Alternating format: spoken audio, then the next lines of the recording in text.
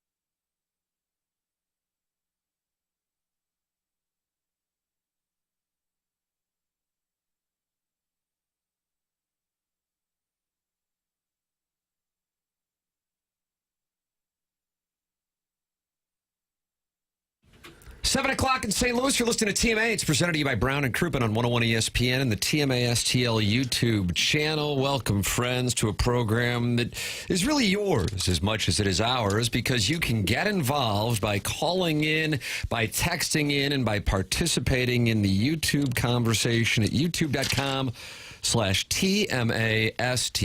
Michelob Ultra sponsor the YouTube chat.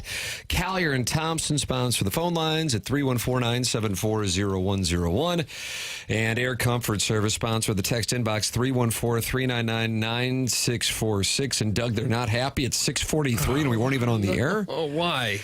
Tim, Thursday's show was a train wreck. Friday's show was flawless.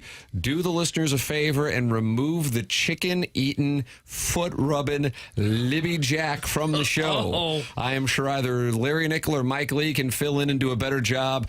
Do it now! Stop it. That's from the Gray Summit Gray Goose Guzzler. And Doug, they're not happy with Thursday's show on Monday's show. Still bitter. Block him, Doug. Block him. For some days later. We're not taking any Jackson abuse today. Watch it, Gray Summit, Gray Goose Guzzler. Watch it. We're keeping an eye on you. Oh, you're on a watch list now. Yeah. Not suspended. Different than the suspension log? I just put him on a watch list.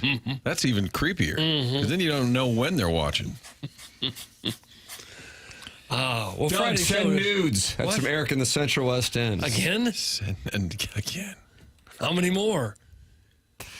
Boy, they sit for it. Martin, they wait for us, and then as soon as they hear the great Jermaine Stewart, they then send the texts in, such as this one. Hot take. The Women's College World Series is probably the most exciting thing going on in sports right now. That's from the 970. Okay. Releasing a nude is a good way to get people talking about you again. Just to put it out there and for anyone to see? Chuck's very understated. It was takey, but he didn't make it sound too takey. Where would you release a nude just so the whole public could see it? Where would you go to do that? You're asking where? I guess just Like what any social format? media account? Anywhere will do. Twitter? Yeah, just get it out there. Yeah. And just like, here I am. No other explanation? Well, you have to like make it seem like someone else leaked it. Oh, yeah. But then you're like not upset by it, of Okay. course. All right. And we need to do that just to get our names out there? I don't think That's it was the marketing plan? I don't think it was a nude, but it was really creepy. Remember when Geraldo Rivera tweeted a picture of himself like Topless? in underwear or a towel flexing in the mirror? This is the guy who announced the bin Laden death on Fox News on a Sunday night. The world turns to their network news, and there was Geraldo on the air, and he went, "Yes, we got him." Oh, we did. That was just, the I think Walter Cronkite did a lot of that, too. The two Fox turned it over to the network that night, and it was Geraldo pumping his fist. Yes. He Carry was a on, real Tim. piece of work. He's still around, too, isn't he? Oh, yeah. I don't think he works very much, but he's still around. I'm in me undies. And that's what he him was right in. there. Yeah, that's what he was in. Well, I feel like we don't talk enough about Geraldo Rivera. And maybe we should come better prepared for the discussion. Surprise? Yes. Doug, do you see why you want to win series now? That's from Jake in St. Genevieve. Because the Cardinals lost the series to the Rangers, Jake would like you to acknowledge the importance of series wins. No, there isn't really any importance at all to it. The important thing is they won one game and they lost two games. You'd like to win all your series, of course. You'd like to win all your games, of course. You're not going to. Had they won the series, Doug, would have had a different feeling today. This show would have had more of a bounce. No, no. Okay, do we have to go through this again? No. Were people harassing you, Doug? It's now a thing. At the Doda Martin, everybody came up to Doug and talked about series wins. Yeah. Do you regret this take? No, it's an accurate take, and you know that it is. How about this? Final series of the season. You're down by 2 games to the Cubs. The winner of the divisions going to the playoffs. No wild card possibilities. You win the first 2 games of the series. Oh, now you're tied for first. 1 game to play. You lost the last game. You're out of the playoffs. But hey, you won the series. Means nothing. Nothing. What about in the playoffs? Do you want to win the series? Yes. Okay. Those are the only So now series the that rules matter. change. All right. Postseason series, sure. Regular season series, it's just something to talk about. It's overanalyzing. All right. Well, here come the Royals and here come the Dodgers. Are you ready for a big week of baseball in St. Louis? I'm ready, and I'm hoping they get about 40,000 people for all these games. Tough weather coming in. Yeah. All the week. hell? The hell? I looked at the weather app, and obviously the weather app And we is... know the weather app is not to be trusted. Yeah, but when it's nothing but the rain, little emoticon for like the remainder of the days they have in the forecast. 50% chance tomorrow.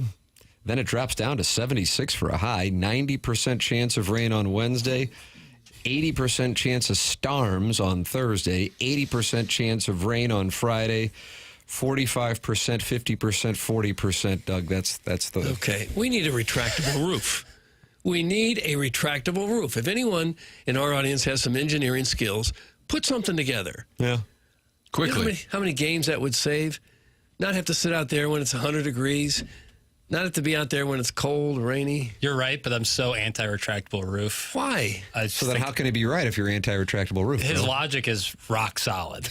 But I think Emotionally, you can't go aesthetically, there. it looks so bad. I think it looks so bad. I don't care what it looks Look like. how I just beautiful wanna the be Rangers comfortable. ballpark is. Awful.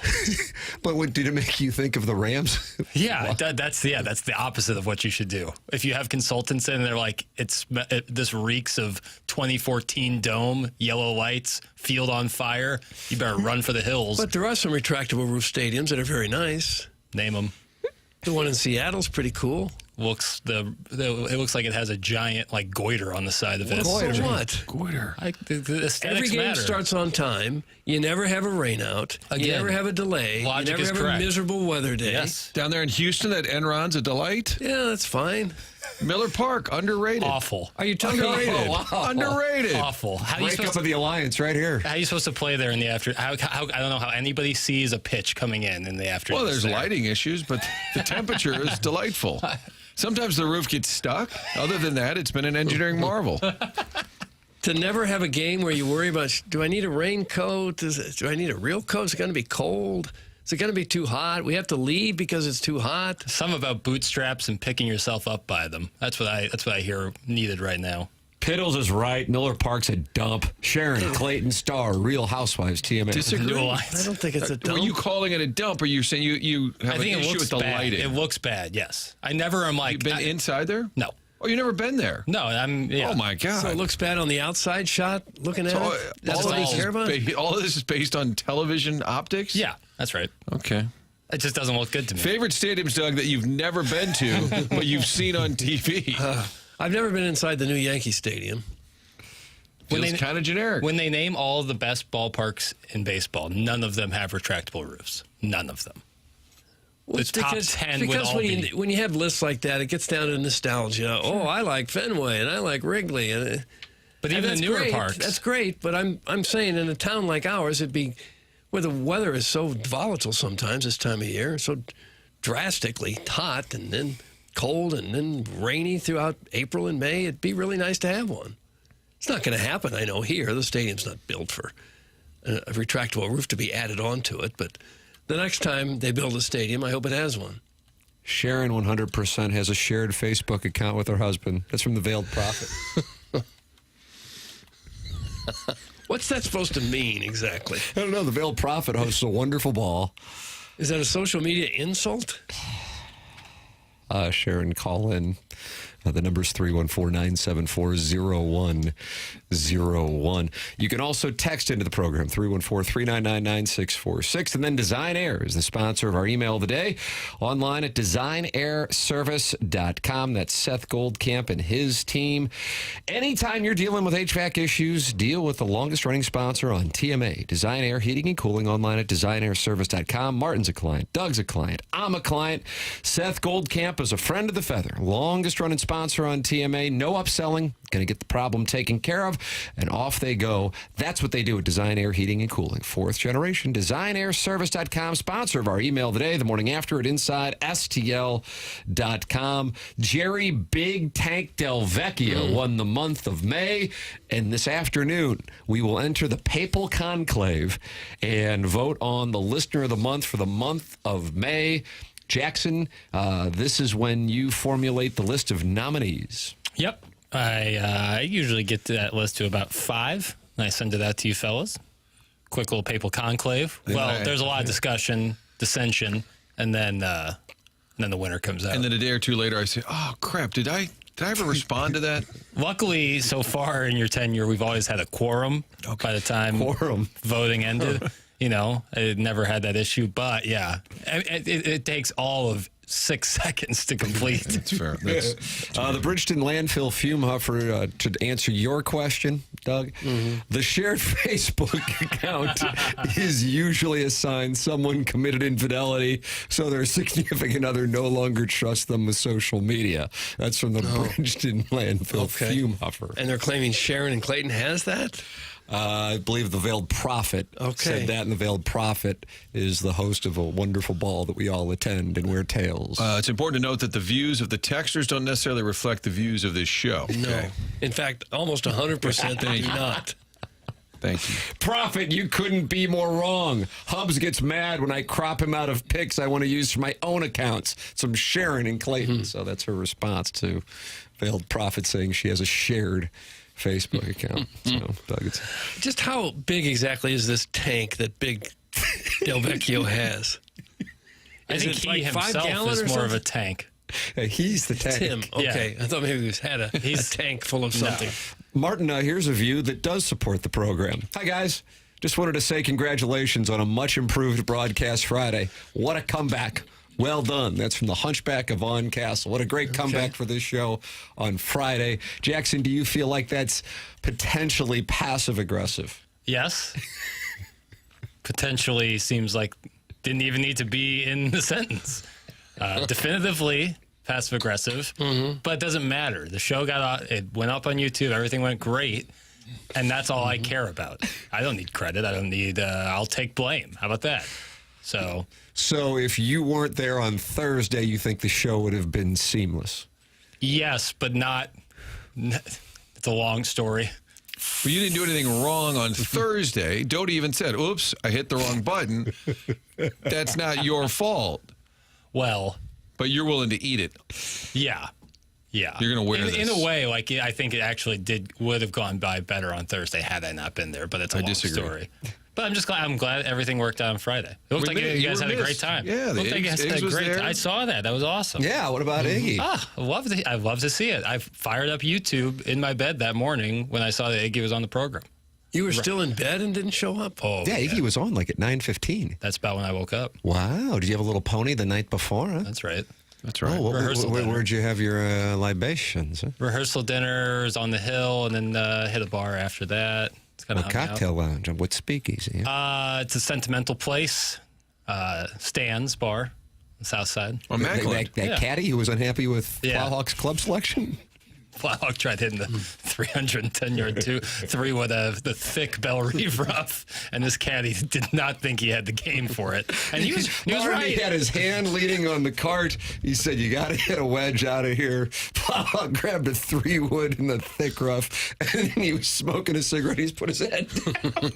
A defeated caddy because he knew he was in for a long afternoon with the players. I think his name, of course, Stan, and he occasionally texts in Stan the caddy. Stan the caddy. How far did he hit that 3-wood out of the rough? About 2-3 yards. I think he got up 6 feet off the ground, maybe, and then stumbled into the woods on the left. It didn't have much velocity on it. Stan's bar was part of the McKernan Day on Saturday. I was at the Mac. And there were reported sightings. They'd say, Iggy was just here. Rich Gould's inside. I kept all these sightings. So I walk inside. Uncle Rich is sitting there.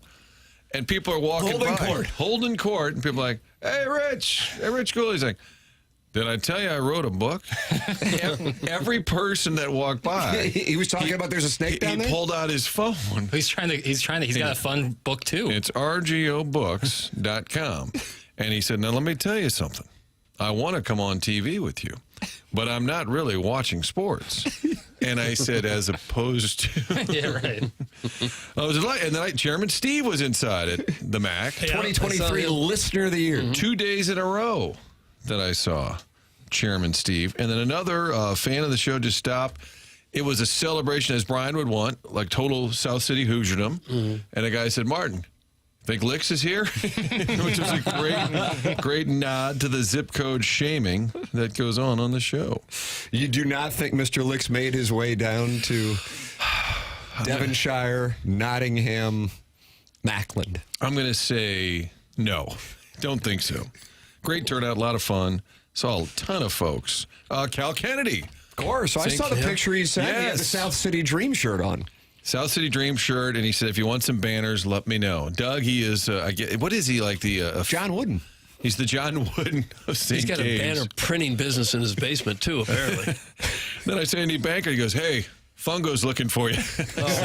He wants to hold you accountable. What a collection. Are we going to talk about this AI fellow on the fan page? That's from Mahi Mahi. Doug, you wanted to talk about the AI fellow on the fan page. I don't know what you're talking about. Sam Page. Sam Page or fan page? It's like Deke Totem. So I learned something. Who's the AI fellow? Jackson, you are the moderator. You do a wonderful job.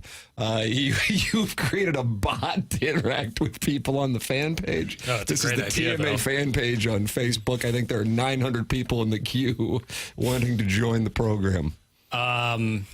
I had an outstanding weekend. You'll be surprised to hear that none of that included looking at the fan page. So is that crazy. possible? I know. I don't think it is, really. Not mutually exclusive. So I don't know anything about this. I think I might be able to help out. Yeah, on please. If you could. Yeah. So recently, it seems like there is an AI-generated account called FanPal. FanPal? Yeah, and it seems like on Thursday of each week, it kind of aggregates all of the hot topics discussed on the fan page throughout the week and kind of recaps them? gives a little rundown. And then also I noticed this weekend that it just kind of gets some discussion going with topics like, what advice would you give for breaking 90 in golf consistently? And who's the most entertaining sports commentator you've ever listened to? That's nice. FanPal. Wow. And why is it Dan Orlovsky? Is that the future of the fan page? We just let this AI bot run it. Still better than Kevin Miller. Yeah. That was grammar issue. Jackson, isn't this the opening of name change season? Oh, Martin Kilcoyne, everybody. No. You don't like Teacher, he this. forgot to collect the homework. That was that kind of vibe right Were you there. just This hoping they alliance is wouldn't breaking up. You were just hoping they wouldn't notice that it's June 2nd. Yeah, for what, the next 5 days, you will be changing names for those who want. Well, not changing names per se, but if you do not have, like I see a 217, if Minneapolis doesn't need a dome, nobody does. Team Jackson, that's from Illini, Greg, and Green Bay. But when I'm looking through the Air Comfort Service text inbox, he just shows up as 217. I'll change that, especially after that. So all you have to say is I'm Team Jackson and you get your name changed? Doesn't hurt. Oh. Doesn't hurt. Illini, Greg, and Green Bay. Maybe if Elon buys the Cardinals, we will get that fancy roof. Until then, not happen, and that's from the 573. But that's just 573. See, now 573 can text in and say, I'm Team Jackson, and I want this name, and then Jackson goes in and updates it. That's what he does, but only the first week of the month, Doug. Yes. Okay. And you don't have to say you're Team Jackson. Although, Seems like it's going to help. doesn't hurt. Just doesn't hurt. Yeah, but I'll be on there until the end of the week. I'll go till the end. I'll go till Friday at 11, baby. And this is really important to people. I think it's nice to have people. I think if you have a name saved, you feel more a part of the conversation. Okay. And we want that for people. I met some folks at the Dotem who said, yeah, I texted in, but you guys don't read my text. I said, I have to be honest. There's a lot of text there. Mm-hmm. There's a lot. We get to as much as we can. Great time. Great to meet all the listeners. Tim, I really what did enjoyed you think? I mean, that was your first time to really meet the listeners since we've, Doug, what are we celebrating, our 7th, 8th month on this station? It seems like it, yeah. Yeah, wonderful people, great turnout, nice weather on Friday. Glorious weather on Friday for the Dotem. Great time at Oak Valley. Who were the champions? I mean, other than Tim being the best golfer, who I think Cletus's team won both days.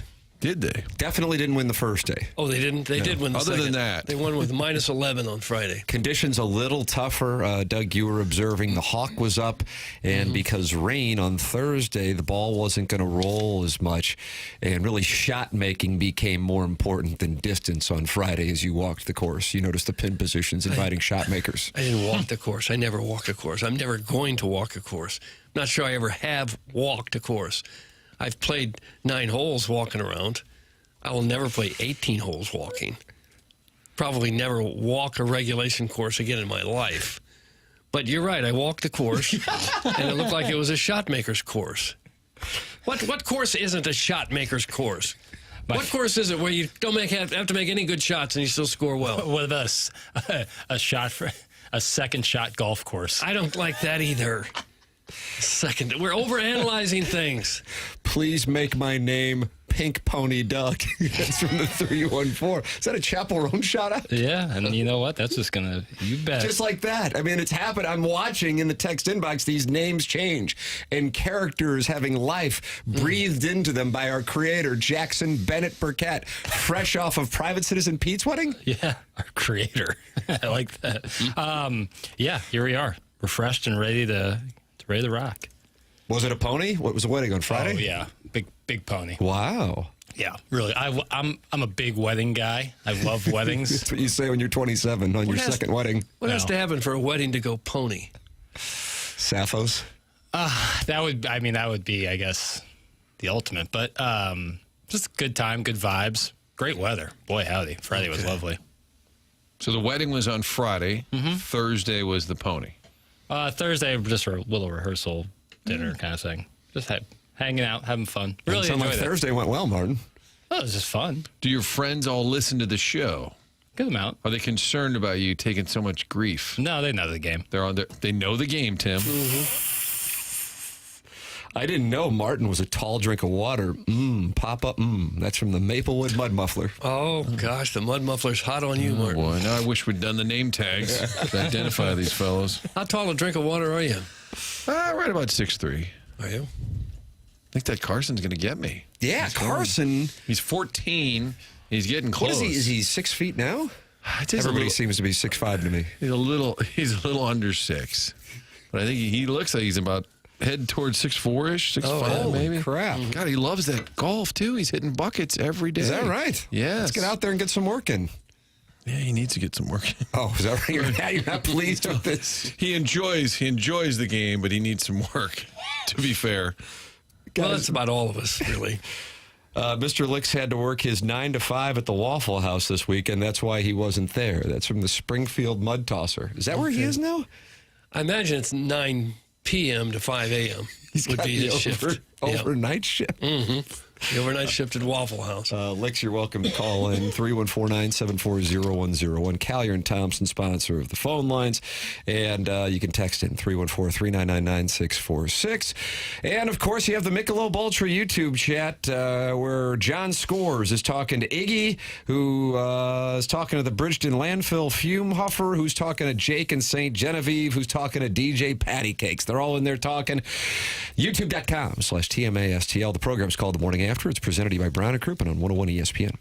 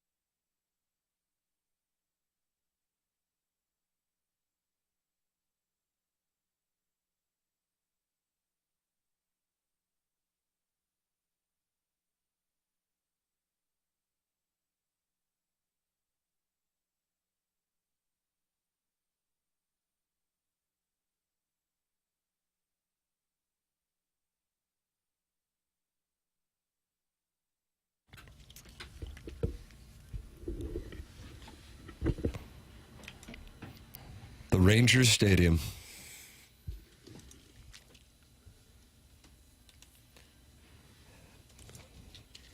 Doug, even though the Cardinals had a wonderful month of May, why they're still 4 back of those Chicago Cubs. And here come the Brewers, rattling off 7 of their own. Yeah, got to worry about the Brewers now. Well, the Cardinals got fat on some weak competition, then the Cubs just went through that too. Cubs had a tough schedule in April, though. You doff your cap for that performance. Yeah. It's going to be hard to catch the Cubs. Tons of interleague. Isn't it unbelievable? I know they got the new schedule, but Twins, Angels, Red Sox, Astros, Royals, Tigers, Orioles, Rangers, Royals again, and then Blue Jays next week. It's a whole hell of a lot of American League ball. Are you okay with that? I'm okay with it. It just shocks me how heavily the schedule has been against American League teams. 19-8, though, in the month of May. Here they come. And some series wins. Jackson standings, Doug, it says series wins, a.k.a. real record. Good for you, Jackson. But then in 7-3, it said, should games broadcast on Roku count in the standings? I kind of like that. My brother said. Brother said, don't worry about those should this just be viewed as exhibitions. Grapefruit League. Yeah, if you're broadcasting on Roku, therefore it should go into a different little category, a little asterisk by it. Although I have Roku, and it was quite easy for me to access the game. If you didn't have Roku, how did you access the game? I would love to see what people have to say, text line or call in or YouTube chat, probably Michelob Ultra, how they watch the game if they didn't have Roku. I have a Roku stick. It was like $30-40 that I use, but I wonder how folks who don't have that use it. I have one Roku TV where it pops up. The others are not Roku, so I couldn't really watch it. Well, what about on the TV with the Roku? I didn't want to watch that one. Because it's in the pantry? No. Pantry TV. No. Kitchen television? It's in a back room. Laundry room? I bring it outside every now and then. We're on the patio. And Yeah. Kind of a roving TV. Sure.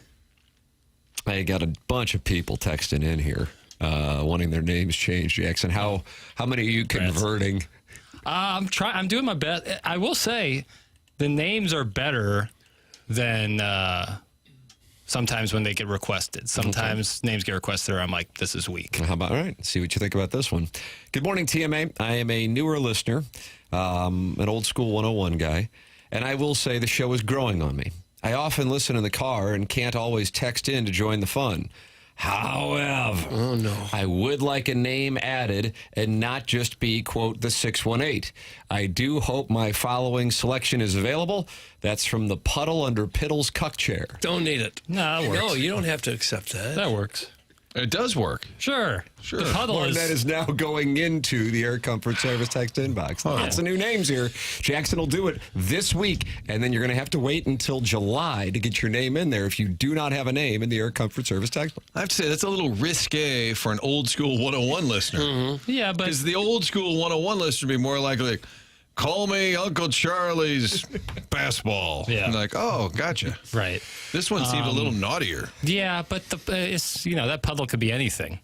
When was the last time you guys had a glass of Sunny Delight? It could be some Sunny Did Delight. you call it Sunny D, Doug, when you'd say, walk in, Ma, give me a Sunny D? I've never said that. I think it might have the most sugar per volume of any drink. If you have Sunny Delight, you might go blind for Isn't that what they call an Arnold Palmer? Really? It has so much. look that up. But that and Hawaiian Punch, you almost need to be of legal drinking age to have some of that. What about that'll put some hair on your Kool-Aid? chest. Kool-Aid, Martin. Remember making Kool-Aid as a tyke? Customized. And you could decide Right. how much sugar went in there.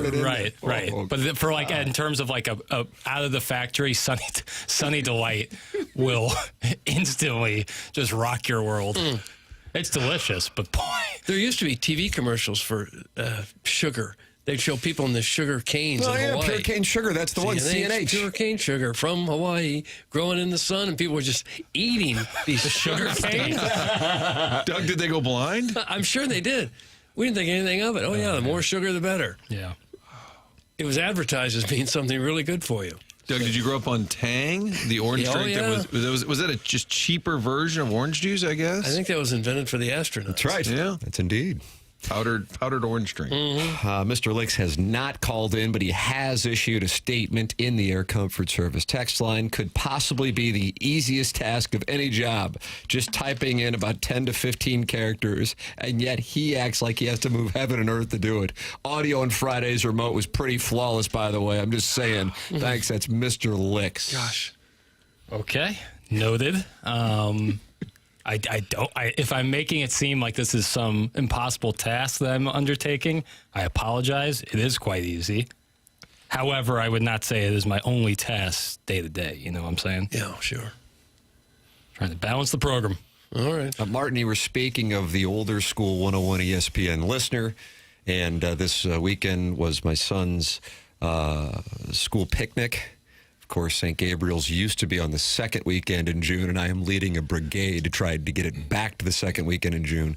But this is where my son goes to school picnic, and a friend of mine, Matt Poling, who you call things a Matt Poling vehicle. He's with City SC. Whenever I mentioned Energizer Park, because he closed the deal. He did. So he said he was at his kid's little league, and some goes, yeah, Martin always says it's a polling vehicle. And there's a little confusion as to what that means. So Poling, who is my roommate in college, and of course we're both in Hoke Sigma Winkes from 500 South College Avenue in Columbia, Missouri. Is that 65201? I don't know your address. Are they banned from campus right now, Doug? It's always confusing. I think they're back. Yeah. It's like leap years every 4 years or so. So Poling and I are enjoying a libation, and he says, oh, you've got to meet this lady. She hates you. I said, that's perfect. Let's start. He said she's an older school 101 listener and just does not like you or the show. I said, well, if she would like to have a conversation, well, I'd like to sit down and talk about how I'm just a meat and potatoes guy from South St. Louis, just lucky to be working here with the best fans in sports. Doug, you notice how he started that with why? Well, I like that. Very folksy. Old school. Is that folksy? Oh, it's so folksy. And we wound up having a wonderful conversation for about an hour, and she says, you guys just don't talk sports enough. And I said, I understand where you're coming from and why I respect it. However, the program has been on for a couple of decades, and what I would tell you is, if there isn't a topic that really is capturing the audience's imagination, why? We're not going to... I do like why. I really do. When you start a sentence. I had old aunts and uncles who used to tell stories like that. Why, this old boy's out in the field, a snake curled around his boots. I love these I should have stories. used that. So we're not going to force it. You know, the program hasn't been built on breaking down Jacob deGrom's, pitch selection. It's just not what we do. No. But if there is something that has the market fascinated, we'll be all over it. And I felt like we reached common ground, and the common ground was, she says, when Pestis is on hold and we go to him, she turns off the station and then sets an alarm to come back in 60 seconds to see if he's still there. Give him his due. Well, if you want to drive her away, Pestis is on hold. Oh, he's on on hold. And I told her, I said, he's omnipresent, but we don't go to him, but I'd say once a week. But he's old school 101, so I would think that would be a bonding type call. That surprises me. That's kind of a twist. Why, I think we should go to him now. Why, I almost stopped in Festus on the way down to the golf Is tournament. that right? Yeah, just to see him. How great was that golf course, by the way? Big fan. Yeah, Big it was fan. really great. The seclusion, layout was gorgeous. Yeah, really cool. I enjoy the layout. They got a good thing. Oak Valley is where we hosted the Dotem, and I know that they were really easy to work with. Jesse Kiowski was raving about the people there. It was a great time. I couldn't have enjoyed it more playing on Thursday, and had to leave after about 1 o'clock on Friday for a match of my own, Doug, and thank you for following me throughout the play. I was on the pay-per-view this weekend, wasn't I was on pay-per-view. I was on Roku as well. But it was beautiful conditions. Got a chance to hang out with Iggy and Martin at the Pondoffs Anonymous Recovery Podcast Long Drive Hole on number 11 and talk it over. Yeah, it was perfect. Really a big fan. Oak Valley, tip of the cap. All right, Pestis from Festus is on the Callier and Thompson phone lines. Good morning, Pestis. How are we doing today? Oh, we're doing fine. How are you? I'm doing fine. Glad to hear you had a great tournament and everything on Thursday and Friday. A little rough on Thursday, but you made it through it. Yeah, it wasn't thank too you. bad. Thanks for your support. Little drizzle there late afternoon, but it went fine. I think he meant the broadcast, but that's Oh, doggone it. Well, both of them, you made it through it. Yeah. I was going to stop off and I was going to bring you down to the tourney. Okay, go ahead. I'll set my alarm. I got a question for Jackson. Jackson, you taking questions? I am. Okay, Jackson. Yeah. With the NBA switching out of TNT and going to ESPN, how much of an effect do you think that will have to get more audience and everything? I think there are some benefits. There's obviously some negatives after being on TNT for so long. Luckily, if you're a fan of the Inside the NBA, TNT is still independently producing that program with Shaq, Chuck, Kenny, and EJ. So that show will still continue. It'll just be broadcast on ESPN, but it'll still kind of look the same, which is going to be interesting but cool. But yeah, I mean, ESPN is worldwide leader in sports, so I think it's, Okay. It's a good move. Bill Simmons thinks they're going to ruin that show. Did you see that? Yeah, but you have to remember his history with ESPN, Nicely done. I think it's always important. Yeah. He said it has to do with the commercial breaks, interestingly enough. Yeah. Well, we'll see. Okay. Speaking of commercial breaks, how many of you gentlemen watched Roku's coverage of the St. Louis Cardinals game on the weekend? Doug found it. I little bit of it. I missed it, I'm sorry to say. I'm going to tell you right now, that was the worst broadcast of a game that I have ever heard. And I'm not talking the actual broadcast of the game. I'm talking the commercials. What happened? Oh, man.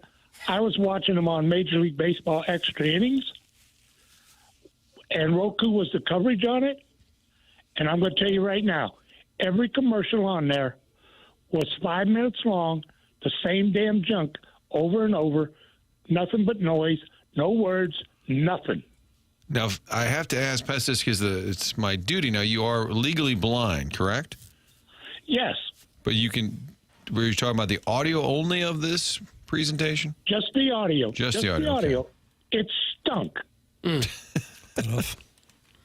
Well, I'm not sure there's anything we can do about that. Now, I know there's nothing you can do about it, but please, don't put another game on Roku. Doug, if you could, Okay. keep the games off Roku. I'd like him off Roku, too. I didn't get to watch it all. I was power washing the back wall in the backyard. Good times. Fun times. Don't you have any kids? Yeah, but they're up and out. They're up and out. Yeah. Call them over for a weekend and put them to house cleaning duty. Oh, Yeah. I guess I should have. Yeah, Greg Vaughn was in from Tampa. Yeah, Should have been over there cleaning the house. He was already gone yesterday, yeah. Yep. The Cardinals will be back on Roku on June the 29th when they take on the Cubs. Oh, Cubs game, That's all too. right. They'll be back on. That game is here, right? No, that game is in Chicago. That might be Cleveland. Chicago and Cleveland. Well, these C's. It's either an American League It's opponent Cleveland. or a nationally It's the central Guardians. long-time I rival. was thinking the Cardinals are up in Chicago over the 4th of July, so that's a long series. No. It's Cleveland. The old 7-gamer. Well, I thought the Guardians were going with that weird-looking G. And So the issue is you don't know franchises' logos. well, this Cleveland C is new to me. The hell is this thing? Sorry, Festus. They will be back. We don't know. Festus. That's the Guardians. Did you call him Festus? Festus. They're playing the Guardians. Cleveland, Chicago. So where do you want your Who cares? Cardinal games? They You want both suck. what? It's an 11:05 start at sea. Let's see. At Cleveland, Yes. 11:05. That's a Sunday game. Yeah, all the Roku games are on Sundays. Nice. It was the Thank God I Peacock still package. got. Thank God I still got 11:20. We don't acknowledge other stations on this show. Right. Were you excited to know, Pestis, we were in Jeffco. We were down there off exit 180, the Peevely exit. We had a wonderful time in your Jefferson County. Yes, I heard that, and I apologize for not being there. The first Thursday, once I heard you were having mix-ups and everything with the mics and everything, Yeah. I said it would be better for me to stay away because I don't want to take any time away from them for anything that they can't cover. Gotcha. And then on Friday, my wife had appointments with her family. Wednesday of that week was her birthday, and she was spending Friday with her family. Okay. There's a rundown of the itinerary from this past week. I like when you have appointments with your family. I like that. Well, my family comes number one. For sure. Who else there is? My family is number one. Look at that, Doug. How about that? Why my family comes number one? There you go. I might have to incorporate. What's it for? I'd say about 2. I don't know. My comfort and leisure is first, and the family is second. I thought that's the way that it is for everybody. Thank you, Pestis. Thank you, gentlemen. You have a great week. You too. All right, there it thank is. you. Pestis from Festus, Doug, our January 2025 listener of the year, our listener of the month. James Carlton, longtime sponsor here on TMA. CarltonInsurance.net with 426 5-star reviews when you Google him. Here is an anecdote. My husband and I have been clients with James Carlton for over 10 years. We have had only professional and positive experiences with James and the team at the office. Stephanie, Barbara, and Catherine are the agents we usually communicate with when we have questions about our policies or a claim. These team members are very knowledgeable in answering our questions. They promptly return our phone calls if we leave a message, and that's seldom because usually somebody is picking up the call live.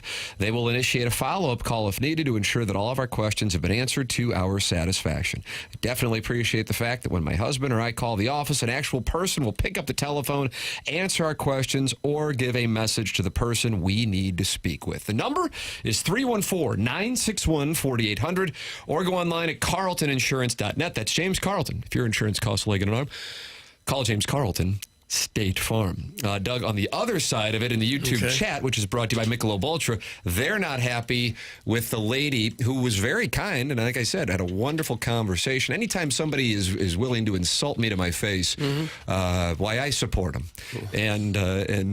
But I don't know the years. Tim says, let's see. This show's content used to be what's the definition of a cuck, and now it's 3 hours of blues talk and 1 hour of light ass grabbery. 3 hours of blues talk, Martin? At times. Not this time of year. Can you give me an age range on the woman? Is that fair to ask? I just kind of like to get a feel here. 50s. Oh, wow. Okay. I was thinking like 80. Gosh, okay. 50s. All right. Well, that's fair. Probably a sports fan, enjoys her sports, just wants a little more meat on the bone. Right in her prime Karen years. Oh, I didn't say that. Bo!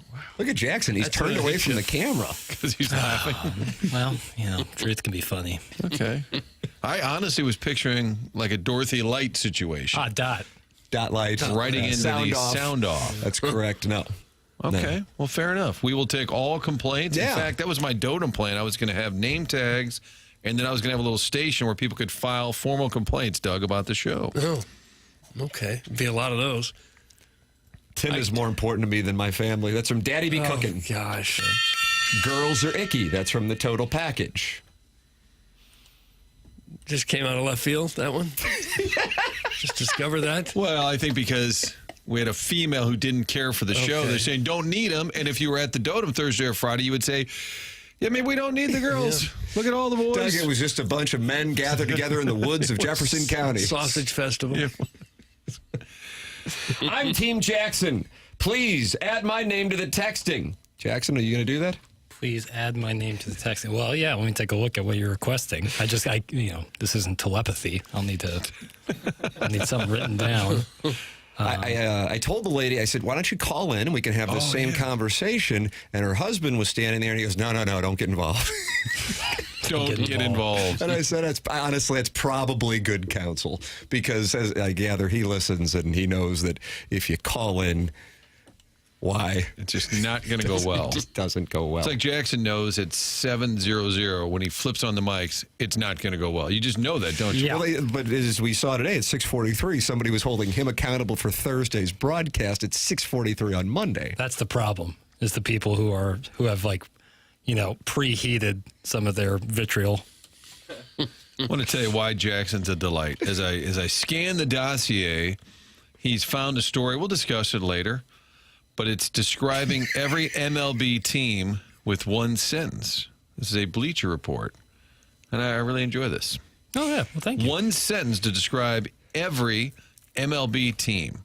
And right above that in the Stiefel dossier, the column I read this weekend and why Jackson had it ready to go for us, ranking MLB's 25 best games of the 2000s, Doug. And, of course, that will provide you with an what? The best games? There hasn't been in the that last many. 25 years? Right.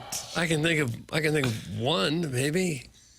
Well, you're going to get to rank them. Oh, so that's I got to come up with 25? but you got to get them in the proper order. Oh.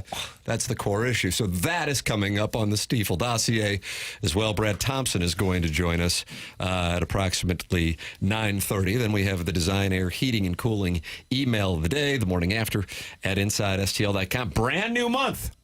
So if you're sitting there going, I can't compete with Jerry Big Tank Del Vecchio, he's got too big of a lead. No problem. Now it's a brand new month, and you can compete with anybody because everybody's got 0 wins as we sit here on our first business day of the month of June, the morning after at InsideSTL. You know what I'm going to do? You know what I'm going to do? This just shows what a card I am. Okay. Why? Why I'm gonna Venmo or PayPal or Cash App, Zelle. $50 to the winner of the Design Air Heating and Cooling email of the day today. Wow. I want to bring in new emailers. I want to incentivize people. I don't expect people to do things just for the hell of it. You want a prize? Fine. $50 from me. A very active Venmo, Doug. It's going to you by winning the Design Air Heating and Cooling email today, the morning after at InsideSTL.com. That is how you can compete today, the morning after at InsideSTL.com. Coming up, Doug is going to rank the top 25 baseball games since the year 2000. Oh, come on. See if you can match up with the Athletics ranking of the top 25 baseball games. Goodness. Since the year 2000, that is coming up. How many times the Cardinals pop up? They're on there a good amount. This is TMA, presented by Brown and Crouppen on 101 ESPN.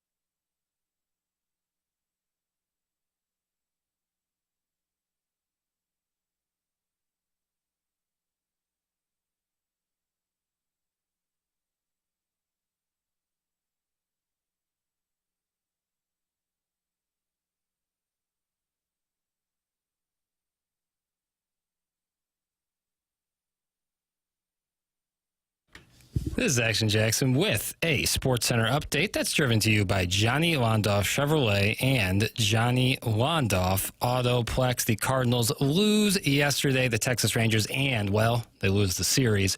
Off today, back in action tomorrow as they will be taking on...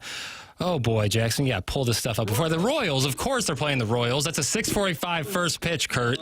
And that's, of course, going to be Andre Palante on the mound for your Redbirds. That's tomorrow at 6:45. I knew that, all right? That was the SportsCenter update driven by Johnny Londoff Chevrolet and Johnny Londoff Autoplex. See them at Londoff.com. Chevy, together we drive. Are you kidding me?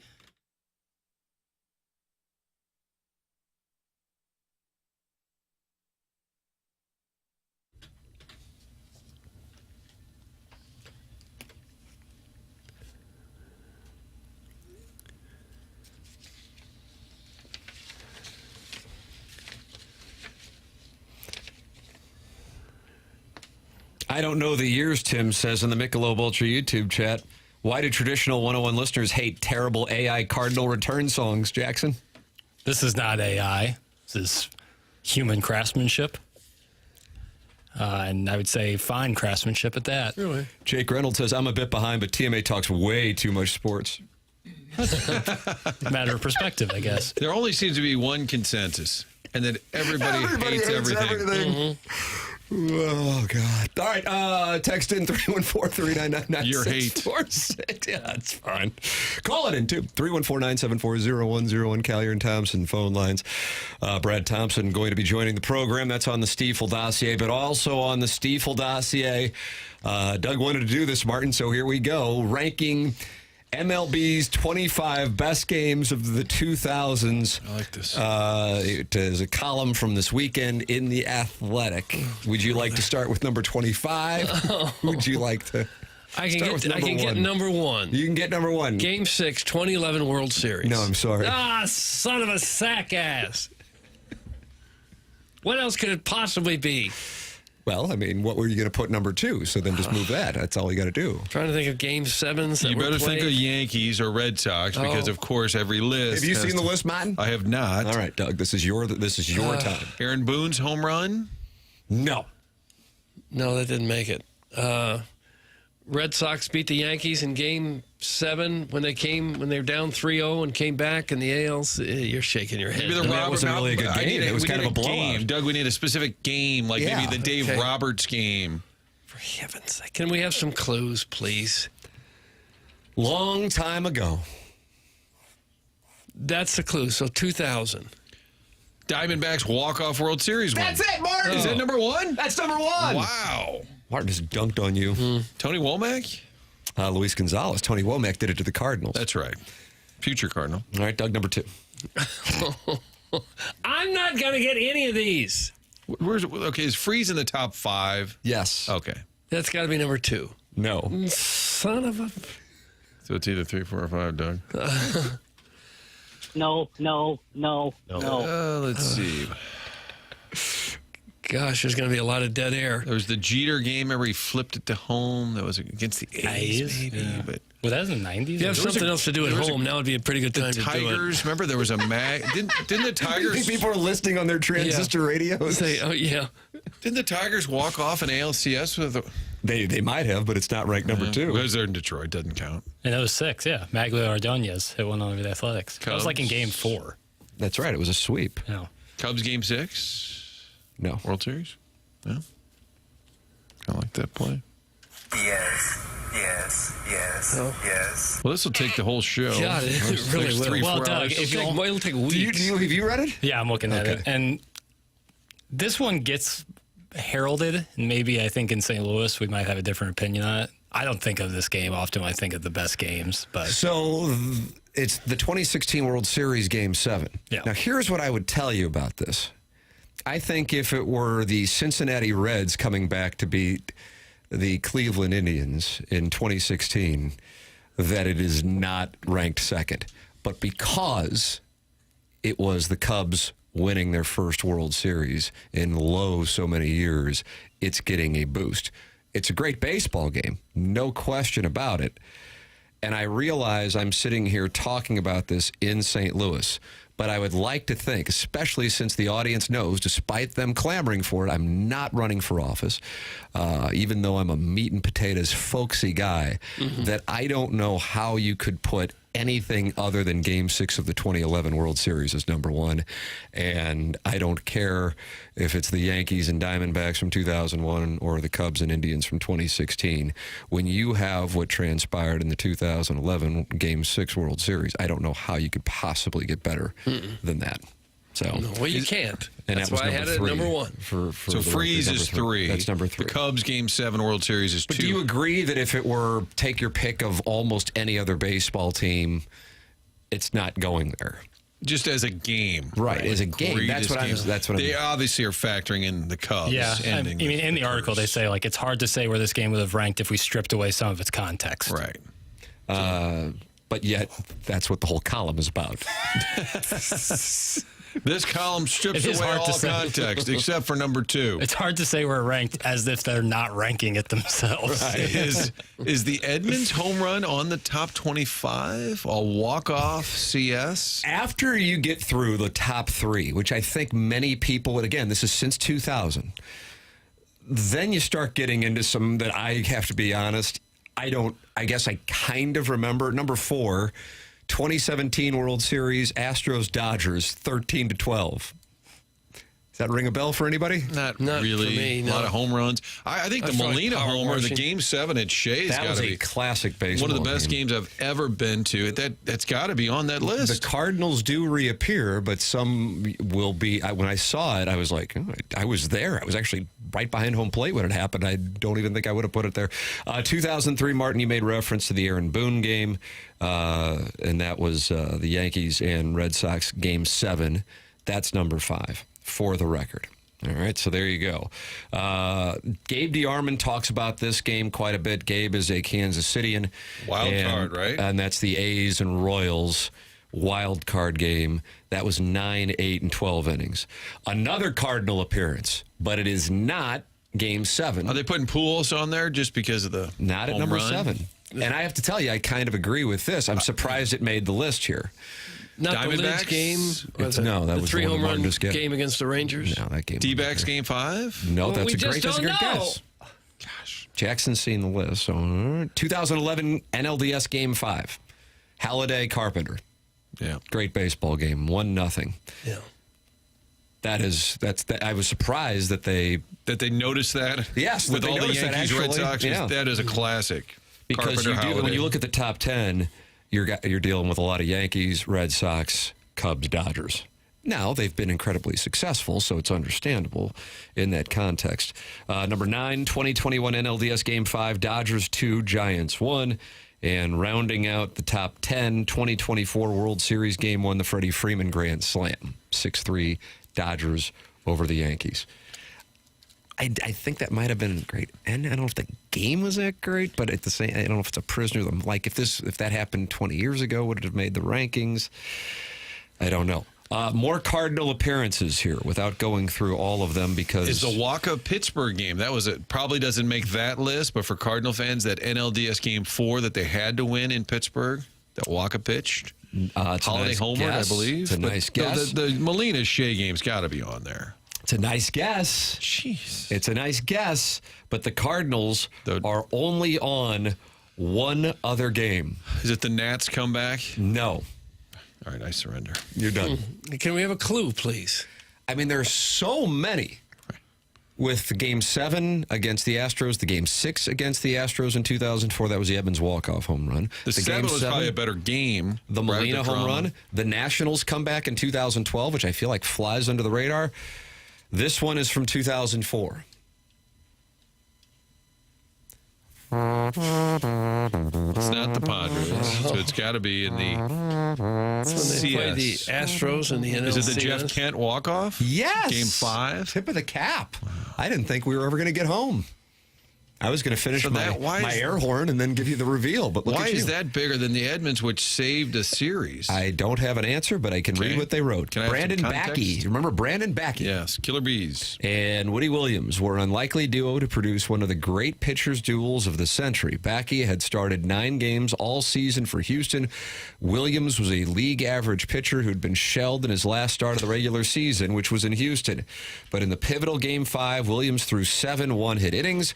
Backey threw 8 one-hit innings. That's right, when Carlos Beltran led off the bottom of the 9th with a solid single to right field. It was just the 3rd hit of the game for either team. Damn. After a 1-out intentional walk to Lance Berkman, Jeff Kent teed off on Jason Isringhausen's first pitch, sending it to the train tracks in left field.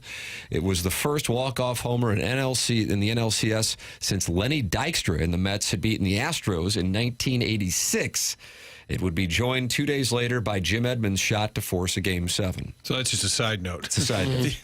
Even though the Kent home run didn't change the series, the Edmonds one saved the season, and then they won the next night to advance. Context. And I was there, and like I said, I think because we had to do television, I had moved down to like the section right behind home plate, and remember seeing, you kind of knew it was coming. There's 2 on. I don't think there was anybody out. It wasn't, but and I recall the hotel I was staying at was just a few blocks away from Minute Maid Park, and Astros fans were walking past me. I think I was calling into some show following the game, doing a report, and an Astros fan came up to give a high five with a number of ladies and go, "Oh, Cardinal fan, too bad, so sad." That's what she said. Say that to you. Too bad, so sad. Oh no! Why? And so when Edmonds' ball went sailing 2 days later, and Roland's home run off of Clemens 3 days later. You flew back to Houston and found that person. And I said, "This take aged poorly." Oh, you did? Yeah,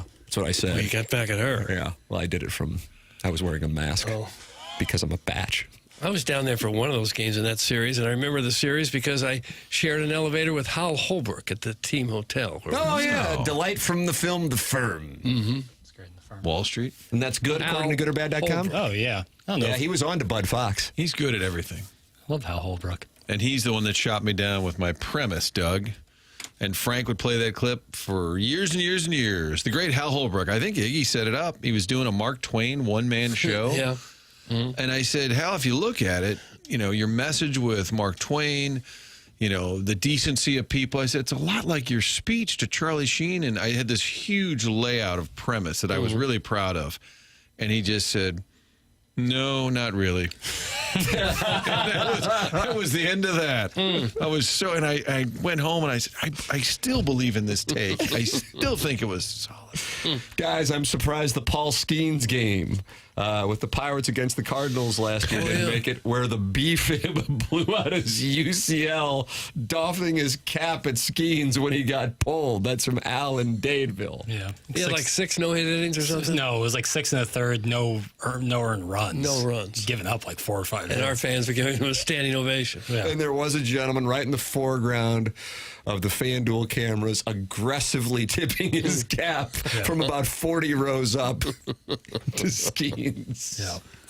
It's amazing for Cardinal fans how many choices you have in the last 25. Like that comeback against the Nats, that's a clinching NLDS game. Classic comeback. The Molina Game 7.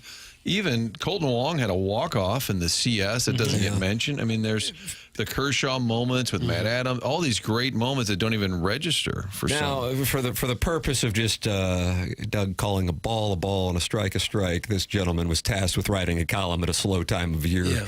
And come up with something. Fill a lot of ink. And they're a little concerned because you have the Pacers and Thunder meeting in the NBA Finals, and it might not necessarily ignite the imagination of the casual fan. And that starts next Sunday? Is that when that series starts? I think Wednesday. Players are down in like the Cayman Islands for a few days just to kick back.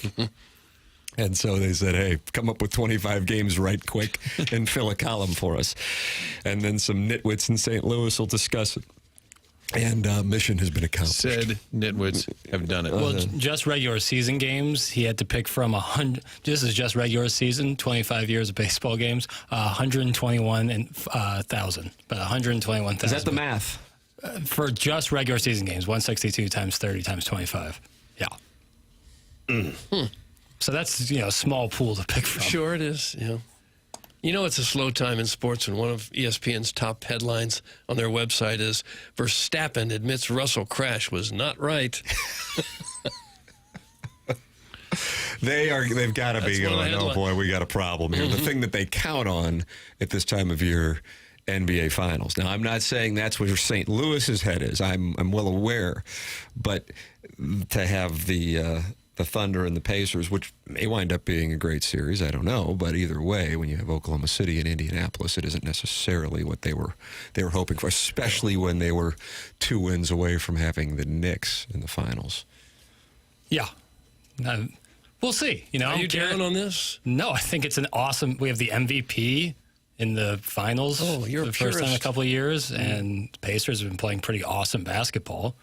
Doug, the top headline I see is Vandy and Texas both ousted in the regionals, and then, of course, Maya Stark winning the U.S. Women's Open for her first major win. Right. Royals are calling up a player, and Verstappen's still really upset that Russell crashed. You like Max Verstappen?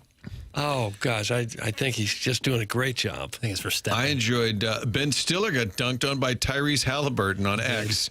So they showed Halliburton walking into that Game 6 with his duffel bag, and Ben Stiller said, see, they're packed to return to New York. And then by the end of the night, Halliburton said, no, that was to pack y'all up. Yep. So there you go. Halliburton dunked on Ben Stiller. Someone needed to. Just kidding. I love Ben Stiller. The only thing worse than talking sports is talking sports from 25 years ago. That's from Tiny Pee-Pee. Okay. Our guy. The total package said sports talk sucks. Back to the guy talk. Can't win. I hate the phrase guy talk. It's stupid. Doug, can we win? I think we can win. I don't think there's any winning with this crowd. Well, you can email in your frustration and win $50, so you win. And it's $50 from me. The morning after at InsideSTL.com for the Design Air Heating and Cooling email of the day. That comes your way at 10:45 on the Stiefel dossier. Brad Thompson will be with us talking about the Cardinals and the upcoming week in which they will get a chance to take on the Royals and then the Dodgers. They'll get to test their measure against the Dodgers. That's coming up at 9:30 here on the Collier and Thompson phone lines. And Brown & Crouppen is the presenting sponsor of the program. Online at brownandcrouppen.com, 314-222-2222, or go online at brownandcrouppen.com. If you're in need of a personal injury attorney, you want to work with somebody who is local, and that's Brown & Crouppen, founded in St. Louis in 1979. It's Brown & Crouppen. Every week we get a chance to hear from Ed Herman, Terry Crouppen, or Andy Crouppen, and you get to know them. They are the presenting sponsor of TMA. They're online at brownandcrouppen.com or by calling 314-222-2222. Committed to the area, local, so they know the legal environment. It's Brown & Crouppen. Remember, the choice of an attorney is an important decision and should not be based solely on advertisements. The program is called TMA. It's presented to you by Brown & Crouppen on 101 ESPN.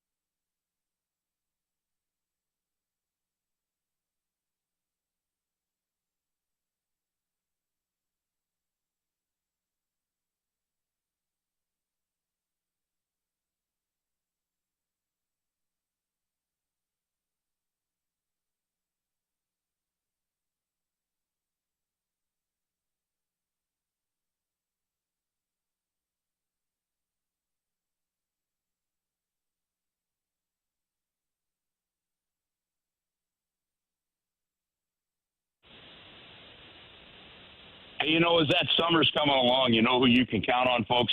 You can count on the people at Classic Air Care to make sure that air conditioning unit is running perfectly, is running smoothly, and is getting your house comfortable the way you want. And that's really what's important. Look, these people have been around. They've been making people comfortable since 1926.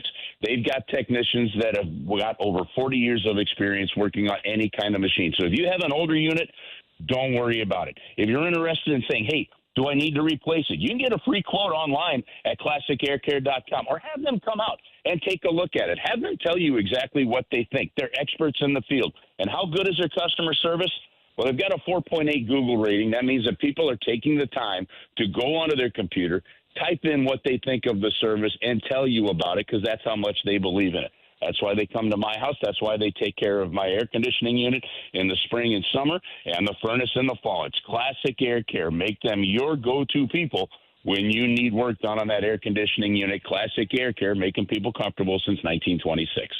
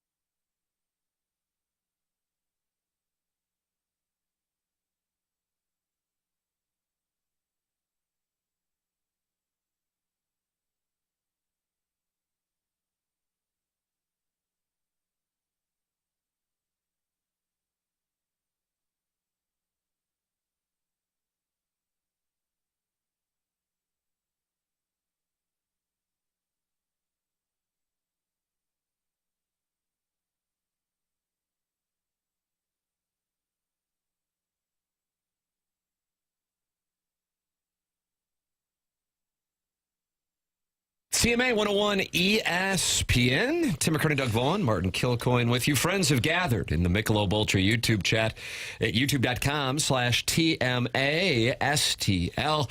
And you can also email in for our Design, Air, Heating, and Cooling email today, the morning after at InsideSTL.com. Doug, on the first day of the month, business-wise, I know it's June 2nd, but first business day of the month, everybody's starting at zero in the Design, Air, Heating, and Cooling email of the day standings. And so I said, all right, let's welcome new friends in to email in, incentivize them. $50 just coming from me to the winner today. Okay. The morning after at InsideSTL.com. And I see Chairman Curtis sideways with Cucky the Dwarf.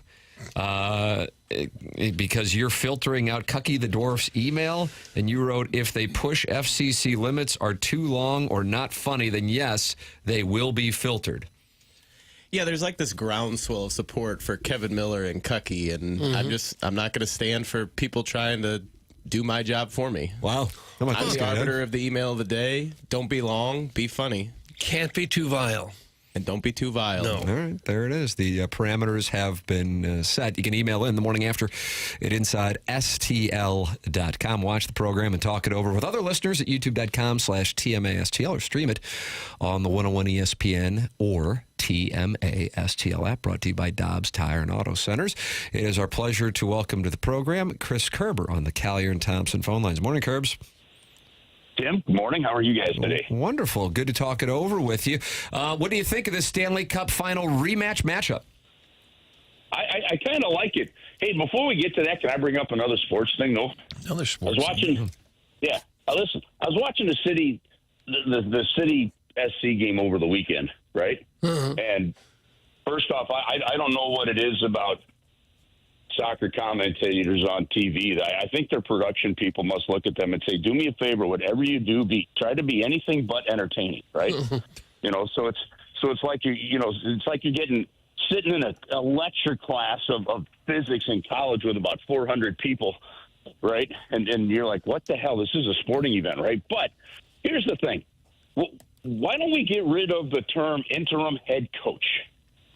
Like, the guy's the head coach, right? And if you look at the stats, if you go and you look at how it's like, he's still considered a head coach. So he's your head coach for now.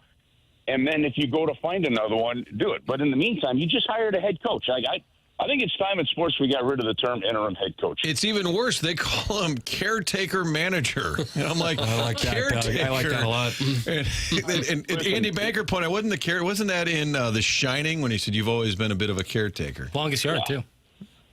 Listen, so any of the sports, for me, any of the sports, you fire a manager, you fire a coach, you bring in somebody just to until you find somebody. That person's the head coach until the next guy comes in as the head coach. But to your point, listen, when you're watching these games, okay, or you're listening to the games, if you can somehow sit through that. Oh. If you're watching these games, right, and you're sitting there, you're realizing that this is like, you got 34 matches, okay? You've got 17 games that are on the road, so you got to watch them, all right? Now, this isn't City's fault, okay, but they've got a national TV package, okay? And the problem with that is now you've got the national guys doing every one of your games. And so when they change their broadcasters in and out, and then you understand how and why this happens, but, it's sort of like they feel like they've done their research. Now they got to tell the story. And you're like, yeah, we've lived through this already for like 9 games. Move on. Give us something more, right? Because the reality of it is you are still marketing to your home group. So there's a massive marketing miss, unfortunately, for these MLS teams when it comes to these packages and not having a bit of a local player to kind of pull the crowd in. But the reality of it is you don't have to always say they equalized the match. You can say they tied the damn score. Oh. You don't always have to say shot on target. You can say shot on goal. And the whole thing is we're not watching English football. If it was, it would be called Premier League, and we would be watching English football. It's soccer in the United States. So broadcast the games, market the games, and play it to the crowd that you have. And for those out there that sit there and think that you're just some level of brilliance because you talk about quality in the front third, well, actually try and get somebody to describe to you what quality actually is and actually talk the game, and a whole bunch of them can't, right? That's just, they say quality is a way of just meaning, well, the play looks good. Well, actually try to describe the play. And so I was watching that game just getting irritated as all hell the other day. I'm like, what the hell is this? You fired up. Bradley Cardinal, the old coach, turned out he was interim. He kept saying the table, and it took me like 3 months to figure out he was talking about the standings. I would just nod my head like, oh, yeah, the table. Fair enough, the table, the standings. Okay, well, listen, and I'm okay. Look, I get it if there's, and this is where people all start to fire off and me say, well, you don't understand the soccer culture. And I'm like, man, you really don't get the argument, do you? This isn't about the culture of the sport. Like, so, if you do have people coming in, and or pretty much everywhere else in the world, they call it the table rather than the standings. They call it matches rather than games. It is okay. I'm giving people permission. It is okay to say the field. You don't have to say the pitch. Like you can actually say the field every now and then, but at the same time, so like a couple words in there, I get it. But at some point, you got to be talking to the fans of your city, and you're still a young franchise. So I was just watching that going, man, this is just a major marketing miss that when you don't have this opportunity there. And this is coming from a fan, right? It's the one sport where I kind of feel like I am truly a fan of. Baseball too, but sometimes we talk a lot of baseball. We don't talk enough soccer. I mean, here's the thing: we use every other European phrase and word and try to sound like we're not, but then we call it soccer instead of football. Mm-hmm. How about the word fixture instead of schedule? I bet that's got you bummed out too. That one, okay. If you watch enough Premier League soccer, that one you'll understand. But again, if I'm watching Fulham, right? I know I'm watching English soccer, so you expect that stuff. When you're sitting here on the banks of the Mississippi, I actually think it's okay just to call it a game. Yeah. Well, all right. I feel better, guys. Okay, you feel better. Doesn't sound like you're campaigning for a job in the MLS. No, this is what happens when the NHL's got a few days down. Kerbs is fired up, ready to talk listen, about. If you think, look, I'm a fan of broadcasting, obviously, right? So, like, you watch these things, and I'm sitting there watching the game, and I'm going, like, the game is pretty good, okay? You're not expecting all of a sudden City to turn out to be world beaters because they changed the head coach. The head coach was definitely part of the problem, but the roster build is still a massive problem, okay? So To me, you're watching this, and I'm sitting there going, holy cow, these guys, like try to be entertaining. Try to put some emotion in it, and not stupid emotion where you're just quoting things that don't matter, right? I'm talking about actually emotion that the game itself actually brings, and entertain the people that you're watching there. And people are griping about the Apple TV package that MLS has. I actually think it's one of the best. You turn it on, it works every single time, right? You can watch the games anywhere, anytime, no blackouts. You can watch them on delay. All that stuff is good and fantastic. The challenge is, though, with the national side of it, is your local market. Your local market never gets fed the proper product of the way it should. When you're talking about these games, you're not talking about the NFL, right? Where you're dealing with 8 road games. You're talking 17 road games, and I think somewhere in there, keep the Apple TV app going, keep the package there going, but make these broadcasts more local, because the reality of it is it still is a regional team, and I think that's something you got to keep in mind. Are you okay with the way the NHL playoffs have been broadcast on TV? Actually, well, that could be another story. No, I think they missed the boat on some of it too. But they've been entertaining. The challenge that you have when you're the NHL is you've got your big moments where you nationally take over. The Winter Classic is being one of them, and then the Stanley Cup Final will be another one, right? But to me, sometimes the viewership and the matchups and that relate to the ratings still comes all down to the to the rivalries, to the teams that are in it. And it is difficult for the National Hockey League to get big-time ratings when in the United States it's involving Canadian teams. And you're not talking about just one Canadian team like the NBA. You're talking 7 of them. And you could have a chance where there's a playoff series where you've got 2 Canadian teams, and it's just hard to get people to watch that. So I think that's the growing challenge. But I'll tell you what, the one thing you see with these playoffs, and as we head into the rematch final, which is only the 5th time that's happened since expansion, it still proves to be the single best, hardest playoff format in all of pro sports. Can you believe it? I don't think anything's even close to it. I can't believe it was a month ago last night. The Blues' painful exit. It feels like a week or 2 ago. I'm still not over it, Kerb. Still not over it. No, it does. It sure does, doesn't it? And we had Gabby's graduation party yesterday, and some parents and some folks are over here, and they were talking about it. And I'm almost getting fascinated now how the people, the fans are absorbing it. Some are over it, some are not. Some are looking to the future. Some feel guilty, the fact that they're positively looking to the future, right? But they still think that they should be feeling hurt by the way it ended. It's the run of emotions has just been outstanding. So who do you like in this series? It looks like it should be a great one. Panthers and Oilers both playing extremely well right now. Yeah, I wonder if and again, some of this is going to come down to the health of both teams, obviously. The Zach Hyman injury is a big one, is a really big one heading into the Stanley Cup Final for me for the Edmonton Oilers. The way Florida is rolling, they look like they're bound to repeat. I think Connor McDavid and Leon Draisaitl. Connor McDavid's going to have to they're going to put this team on their back, and play 25 minutes a game and roll them. And look, the one thing that you cannot do this year when you talk about the Edmonton Oilers, you cannot point at their goaltender. Stuart Skinner has been fantastic, but in the end, I think Florida just might have too much, just might be too deep, and is rolling so well. I think Florida's got to be favored in this one. Bernie Federko called it on this show. Yeah, he did when they were down 2-0 to the Leafs. He said, I still like the Panthers. They came roaring back. They've won 8 of 10, I think, Doug. The Florida Panthers, they've got that Stanley Cup, DNA, Matthew Tkachuk, Trent Frederick. How about that? A St. Louis kid's going to win a cup either way. You care if Canada, the drought continues? Would it be good for hockey if Edmonton won? Get one for Canada? Listen, I think it would. I mean, it'd be whenever your best players in the league get a chance to win a championship. Yeah, I think I think it's huge. I think it's massive. So yeah, it'd be huge for McDavid and for Draisaitl.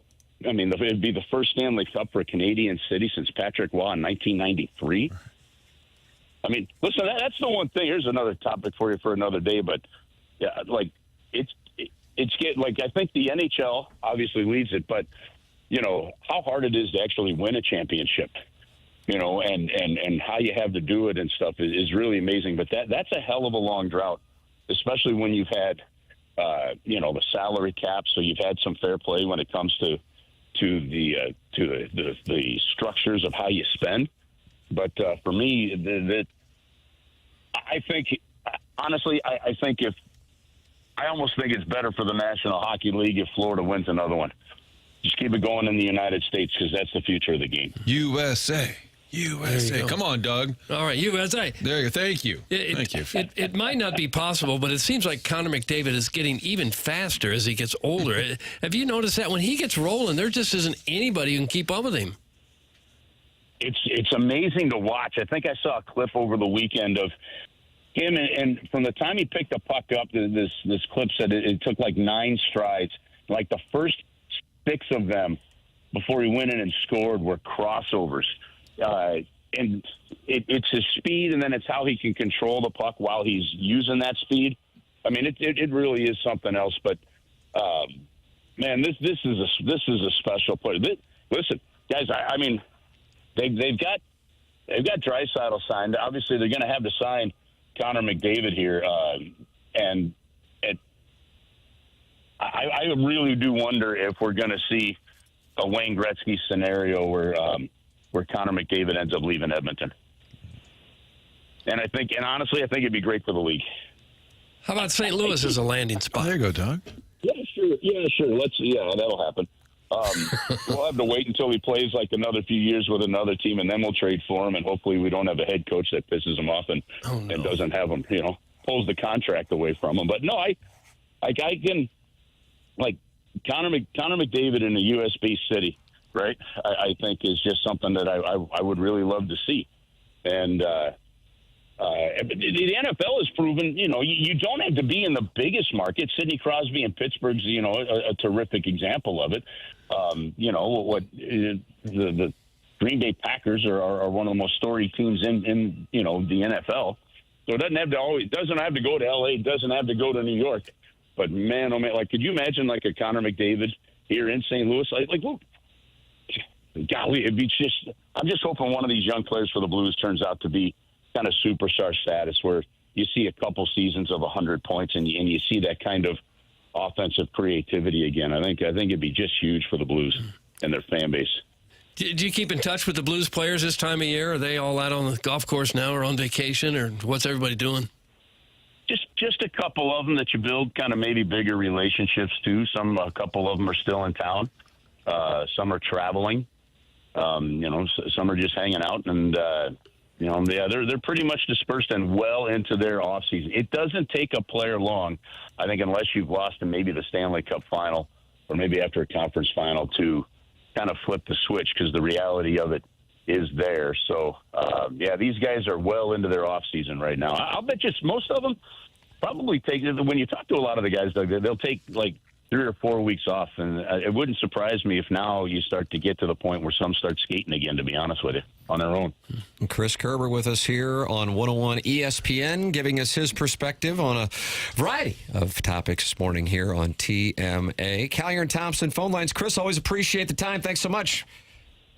Guys, have an awesome week. We'll talk to you next week. It's Chris Kerber with us here on 101 ESPN and the TMA STL YouTube channel. Tim McKernan, Doug Vaughn, Martin Kilcoyne with you on the program. Coming up, Doug, you wanted to hear Mike Francesa try a granola bar? I was looking at the dossier and I'm like, what's next? I'm like, I actually think that should be next. He's just now getting around to discovering granola bars. I don't know what this is. I just see it in the Steve dossier. Can't wait. It's coming up. It is the morning after here on 101 ESPN.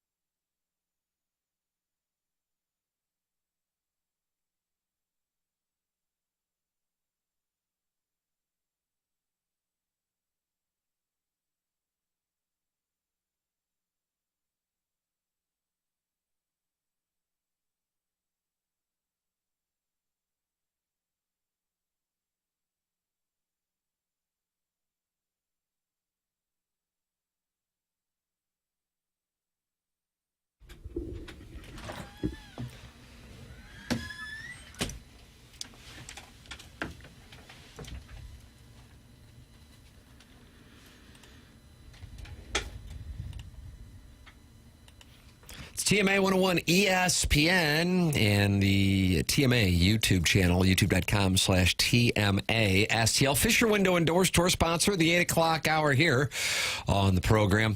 And Martin, when you saw it on the Stiefel dossier, you were immediately intrigued. It's 9-1, but I said, we can't wait. We just can't wait. Mike Francesa on trying a granola bar and loving it. He's never eaten a granola bar, Doug. It's 25. These just rolled out, what, last year? I think so. Last March, if I'm not mistaken. When was the granola So bar? did he like it? Are we going to hear it? I don't know. Here's the audio. Okay. I don't push a lot of products. I mean, I don't. You know that. I've never have. I mean, I've never tried to sell you a whole lot of things. I'm not trying to sell you anything either. My son Jack is home for the summer, obviously, from school. He brings me tonight this bar. Now, I'm not someone who eats this earthy, crunchy stuff, okay? So he brings me home. I'm like, I don't want to try. So, you know me, I'm like, I don't like to try stuff, and I don't like earthy, crunchy stuff. So I tried this bar today. It's called Junkless. Chewy, drizzled granola bars. And I'm thinking, I would never go into a store and pick up a granola bar in 1,000 years. Ever. This thing is delicious.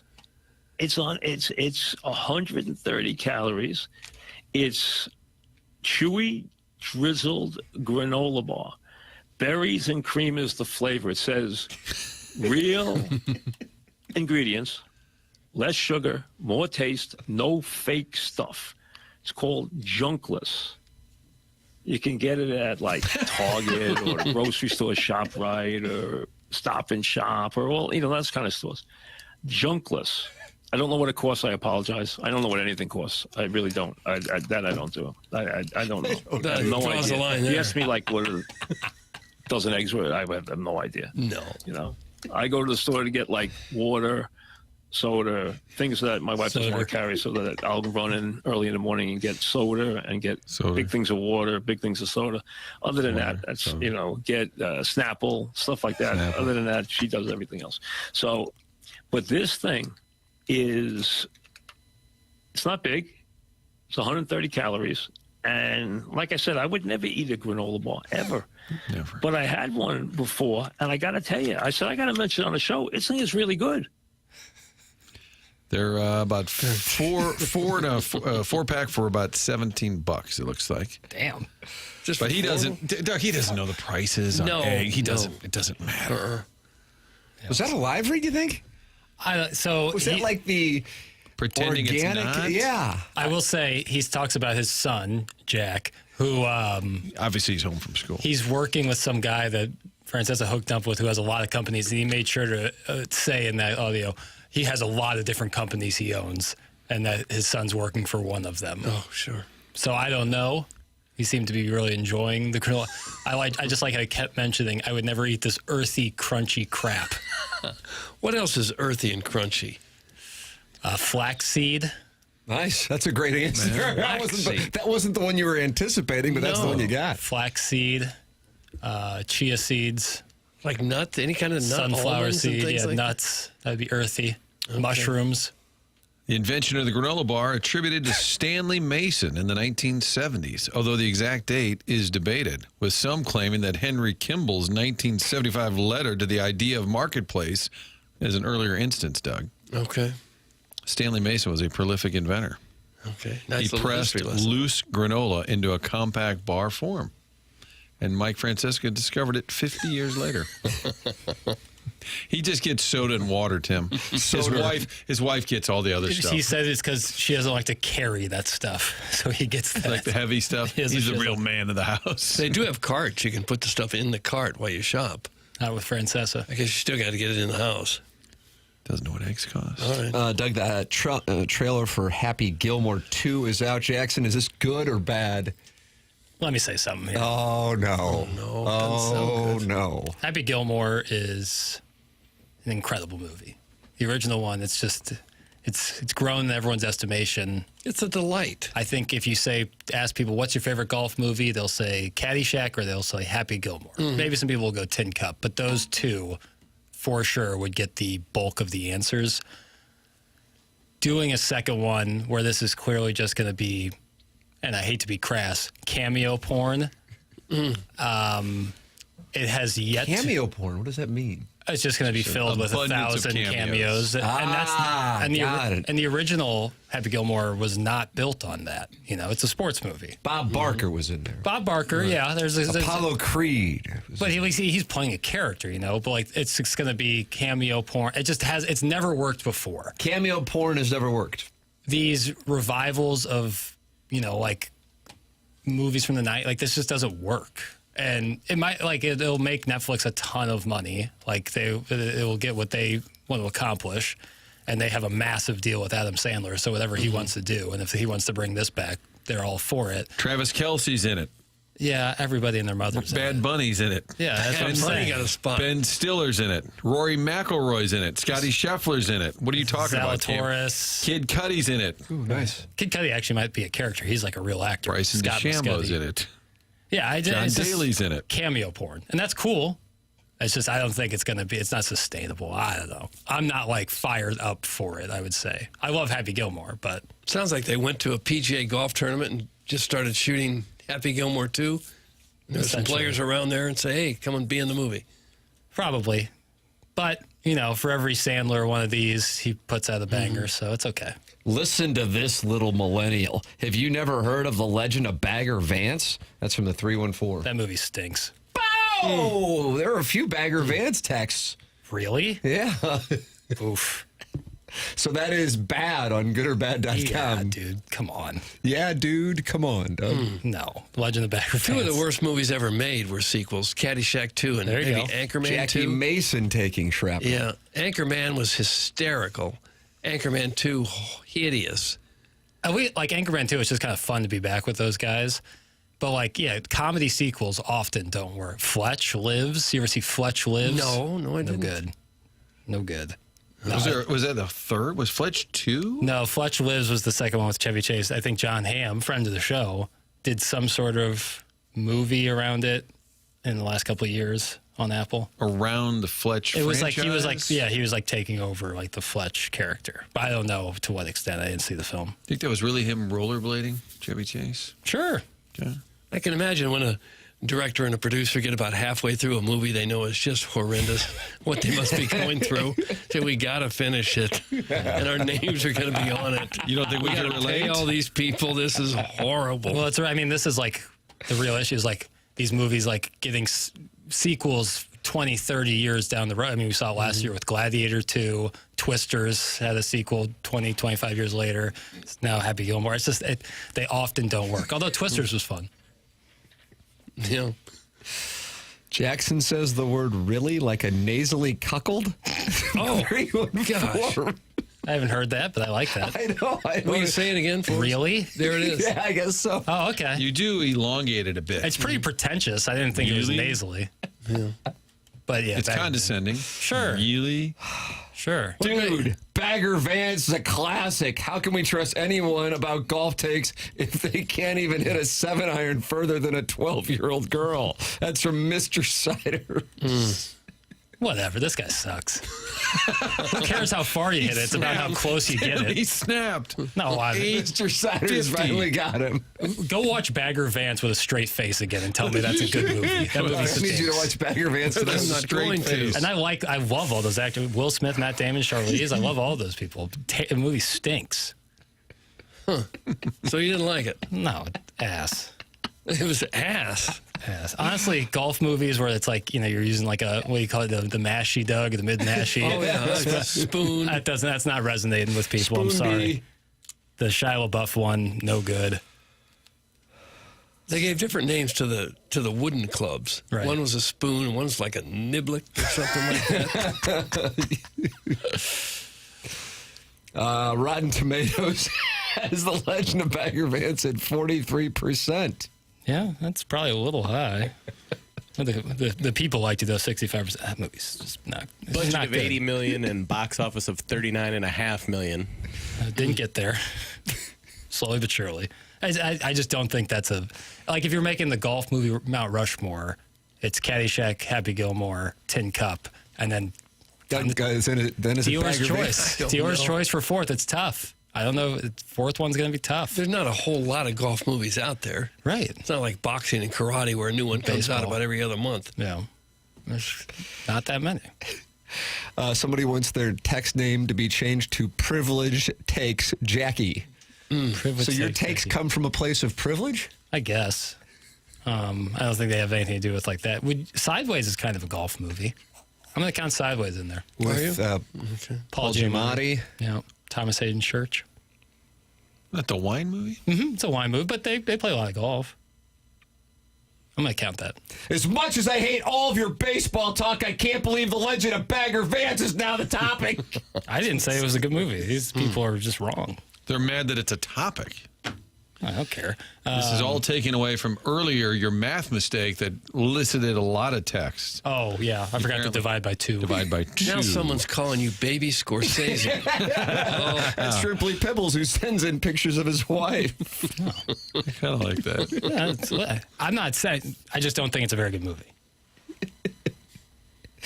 Are you familiar with Alan Smithy, Baby Scorsese? Look up the director. I promise it's worth the conversation.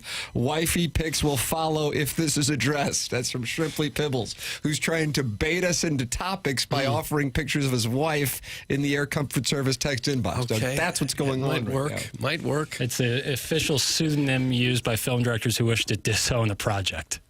So when someone doesn't like what they've done, they would then go under the pseudonym Alan Smithy. Yeah. You can imagine it happens frequently. For all the money they pour into these movies, and to get about halfway done and say, oh, my God, this is horrendous. It's got to be a terrible feeling.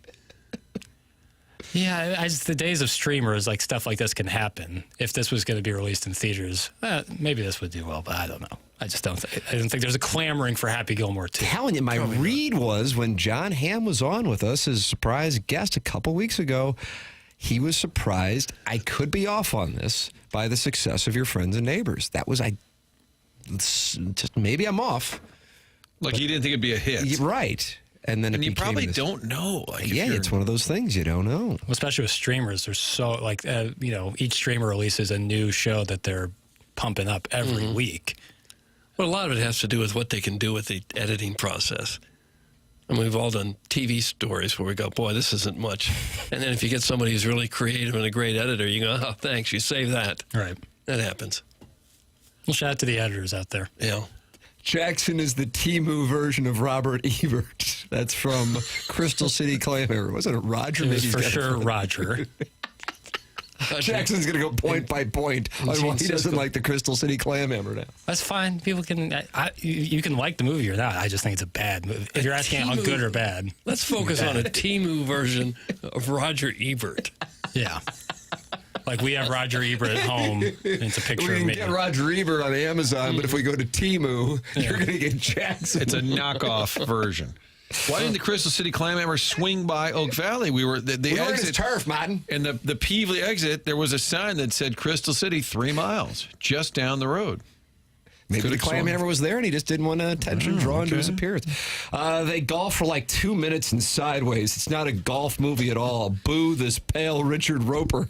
It's from Carlos Spicy. Pale Richard Roper. But it's all like they're watching golf at some points. It's certainly, I'm taking some liberties there by putting it in Listen, there. Rex Reed 2.0. Rex Reed was always the guy quoted in every release because he liked everything. Rex Reed says, dynamite, exciting. He would always give it like a great review, and then he would always get mentioned. Hey, guys, is Gene Shalit still with us? That's from Dale in Grubville. I'm going to say yes. That's kind of my dream is to be Gene Shalit. To look like that. I'd love to have that mustache. Stash. Yeah, but he's still with us, and he's 99 years old. Holy smokes. How about that? He retired in 2010. He's 99. My dream is to be on a movie poster with like my review of it, just like brilliant dash Jackson Burkett. Yeah, that'd be great. Holy smokes. Gene Shell. Iggy, text me his number, would you? 99 years old. 99 years He's a old. Today Show regular for, I think, when I was a child. Your thoughts on Pale Richard Roper the morning after at InsideSTL.com for the Design Air Heating and Cooling email of the day. Today, I'm sending somebody $50 for winning the Design Air Heating and Cooling email of the day, the morning after at InsideSTL.com. The program is called TMA, and it's presented to you by Brown and Crouppen on 101 ESPN.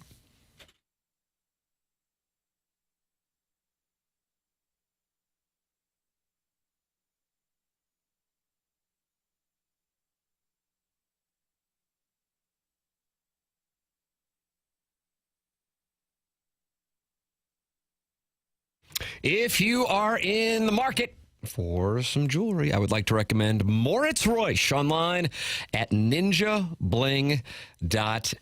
That's Moritz Reusch, located in Richmond Heights, close to Clayton, and right across from the St. Louis Galleria in the tower on the 15th floor. You are going to get ridiculously quality and private service when you go into Moritz Reusch. It is Moritz Reusch online at ninjabling.com.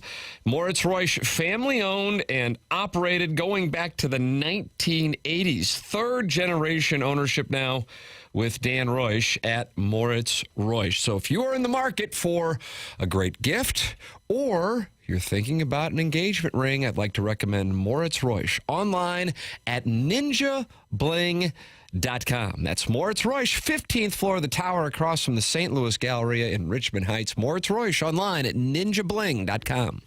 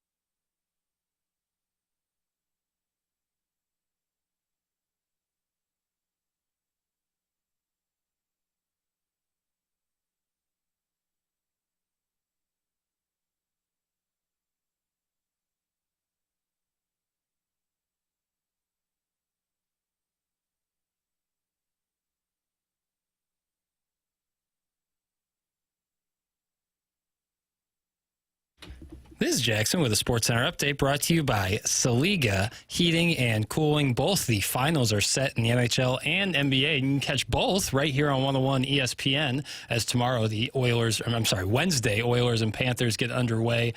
Pre-game at 6:30, puck drop at 7 p.m. And then Thunder and Pacers for Game 1 of the NBA Finals starts on Thursday. Pre-game at 6:30, tip-off at 7:30. That was another SportsCenter update brought to you by Saliga Heating and Cooling, a Daikin Heating and Air Conditioning dealer.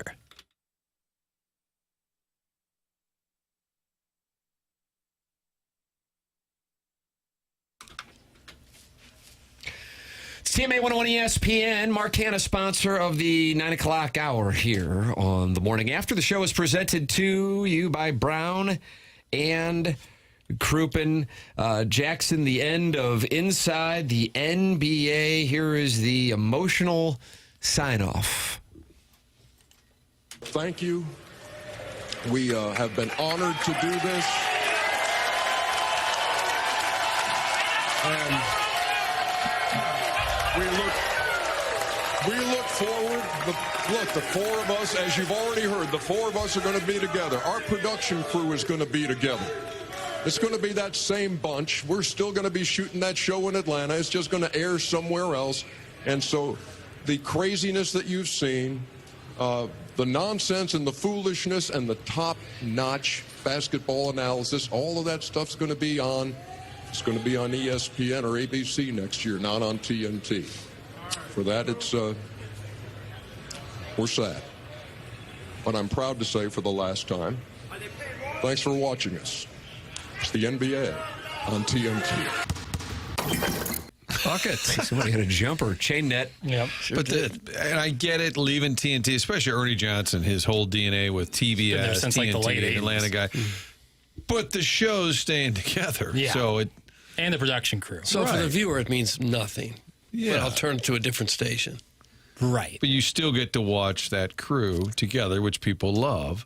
So it's a little bit of a strange goodbye because the show is staying intact. It's like what's happened to our show because we've moved around station to station. What makes you say that? People have been able to hate us everywhere we've gone. It's true. Yeah. Still easy to hate. Yeah.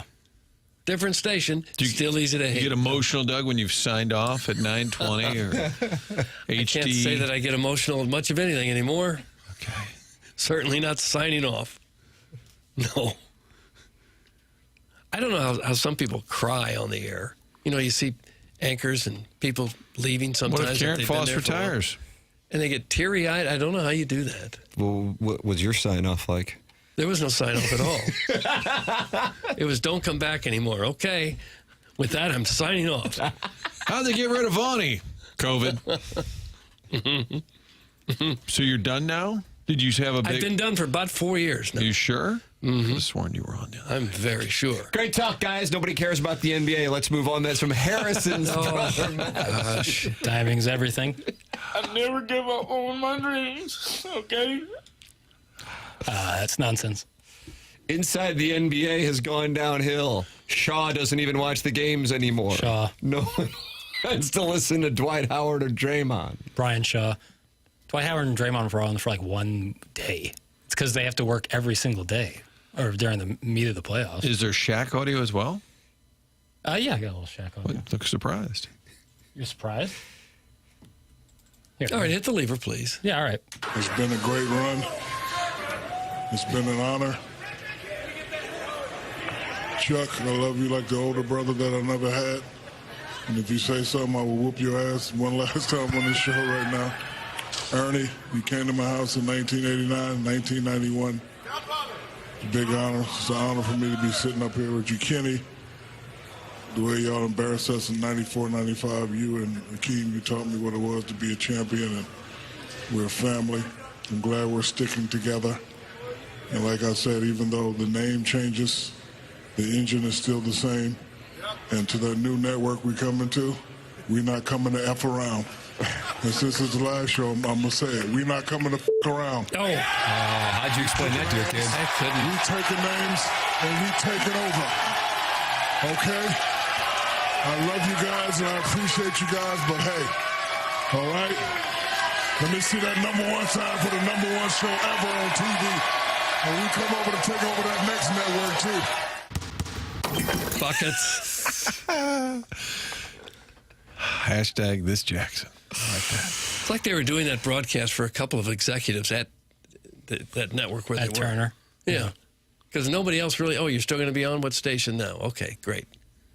But they're taking names, Doug. I guess they're so. going to do a show so powerful they're taking names. Right. And you alluded to like Bill Simmons talking about how they might not have, like ESPN's going to mess it up. He said it had to do with the commercial breaks. Right, so- like their halftime shows, he said, are all commercials. Yeah, there's sometimes their halftime show is like a minute and a half long. Really? That's like a real, like last year in the finals, I think it was like a minute and a half. Are you concerned that it's not going to be the same? No, because I think part of that is like, I mean, the crew that they would have for these ESPN halftimes, if you're going to watch the finals, you'll see it. It's just not good. Like, it's just a bad crew. I think now that you have the premier crew in all of sports when it comes to halftime and pregame stuff, you probably change it up. Make it a little different. yeah, It doesn't they'll have to be change the it to- exact same. I'm sure they're paying huge salaries to those guys. Right. They're going to use them. Yeah, you're going to utilize them. So I think they just might strategically do it differently, but I still think it's going to have a lot of the same vibe too, especially since they're doing it out of Atlanta still. It's not like they're moving around. Starvin Marvin says post-game show is always Scott Van Pelt.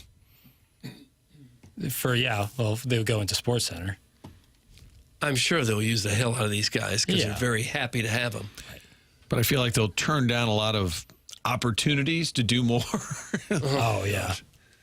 Well, I don't think they're going to be going on, every single, like, panel show as well. The talent coordinator at ESPN, I don't know. I just think that that's why when they got Buck and Aikman, it was such a big deal. They kind of needed, they had some swings and misses on some of their assembled talent for some of their shows, which you're referencing, I think, even on the NBA shows. This is big for them. Like Wilbon, Stephen A. Smith, and Brian Windhorst are not going to get people fired up to stick around for halftime. No. Not like Chuck, Shaq, Kenny, and EJ. I just hope with the change of networks they continue to pay their taxes.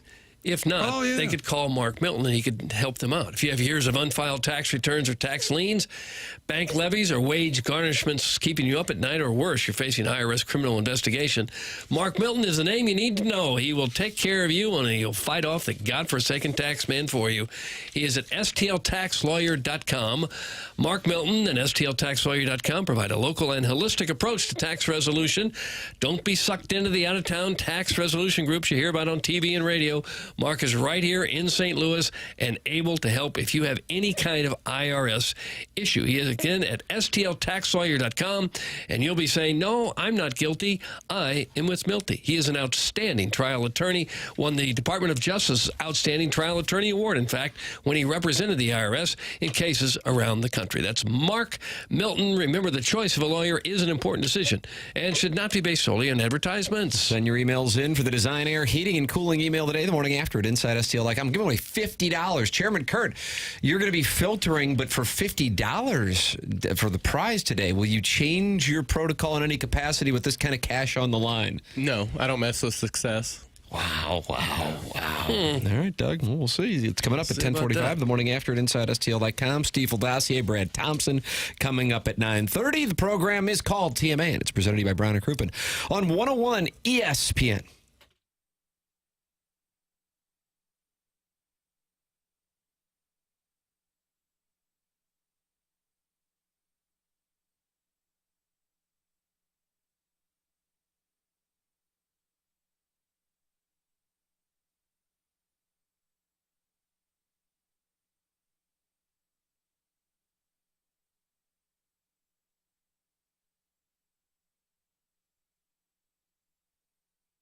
Michael's Flooring's been family and locally owned for over 30 years. Michael takes pride in helping and making sure his employees are happy and make a great living.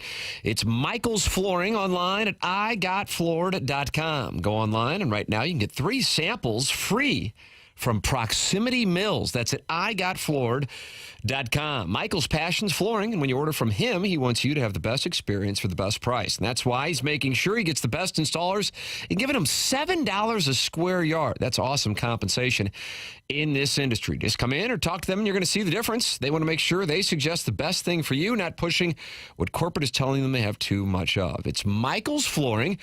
The carpet is incredible, and it is back in style. They have so many varieties of all flooring and have 3 easy-to-get to locations in St. Louis. That's Creve Coeur, Darden Prairie, and St. Peter's. Come see why people are loving getting floored by Michael. Make sure you visit the website igotfloored.com. That's Michael's Flooring at igotfloored.com.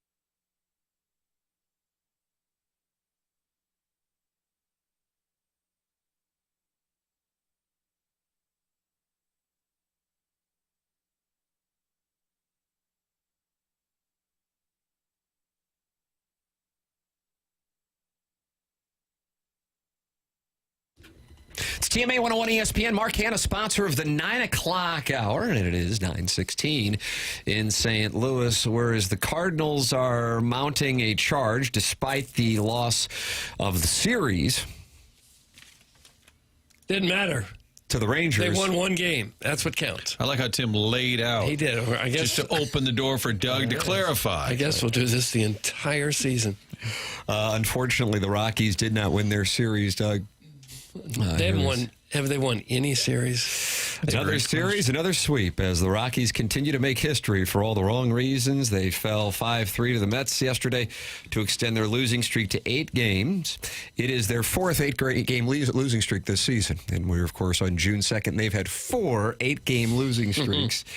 They are 9-50, the worst record through 59 games of any major league team in the modern era, and that dates back to 1901. They've been swept 10 times in 20 series, tied for the most sweeps through 20 series with the 1962 Mets, the 1970 Milwaukee Brewers, and the 1994 Oakland A's. Going even deeper into the record books, Colorado is the third fastest team to the 50-loss mark, behind only the 1884 Kansas City Unions and the 1876 Cincinnati Red Stockings, who got to 50 losses in 57 games. When you're making history with only teams with family members who fought in the Civil War, you're doing something special. I don't know how special this is.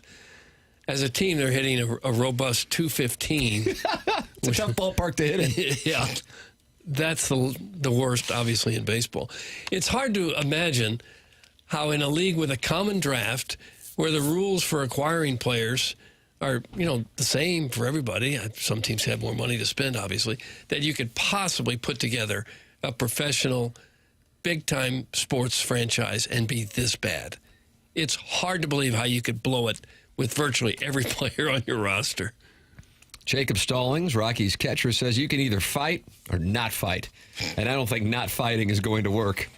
Martin, I'm going to say it again, and you can follow it for me. I don't. You can either fight or not fight, and I don't think not fighting is going to work. I don't think not fighting. There's so many negatives, I can't calculate what the man's trying to say. That's Kevin Stallings' son, former coach at Vandy, Pitt, pride of Collinsville, Doug. Yes. You cannot lose games in the NFL and still win. Exactly. Give him credit for ever doing an interview when your team loses every night. And the story is always just how bad can you be? You walking in that with your lensman, Doug, you're like, hey, guys, anybody want to do a real quick chat about the... I just felt the way that the Team USA roster is built, they would have to outscore their opponents to win. That is brilliant analysis. Colorado has lost all 19 series it has played this season. Doesn't matter. Doesn't matter. Yeah, Doug. It's kind of an indicator, Doug. By 185 runs. And if you go back to the 2024 season, the Rockies are on a 22 series losing streak. Should be a big crowd tonight. The Rockies are in Miami. And is it possible no one will show up for the game? You think some of the players might not? They could play that game and not tell anybody the score, and there would be no calls to the Marlins or Rockies being like, what was the score of that game? Doug, didn't you always say that you used to have to call in the scores of games sometimes for like college teams? Yeah. That's kind of what it would be like for the Marlins. Rockies. Will have to call the paper. Yeah, it's the call in. Miami Herald. We have a caller who still, gentleman from Columbia, Illinois, calls in all of their high school scores. And he's very professional. And the phone rarely rings these days in the sports office. Everybody emails when they hate you. But the phone will ring. Like, final score tonight, Columbia softball, Columbia 3, Redbud 2. Okay, then like in the winter. Final tonight, Columbia football, 42, Redbud 38. Again, 42, 38. He's very professional, and he is still doing that job.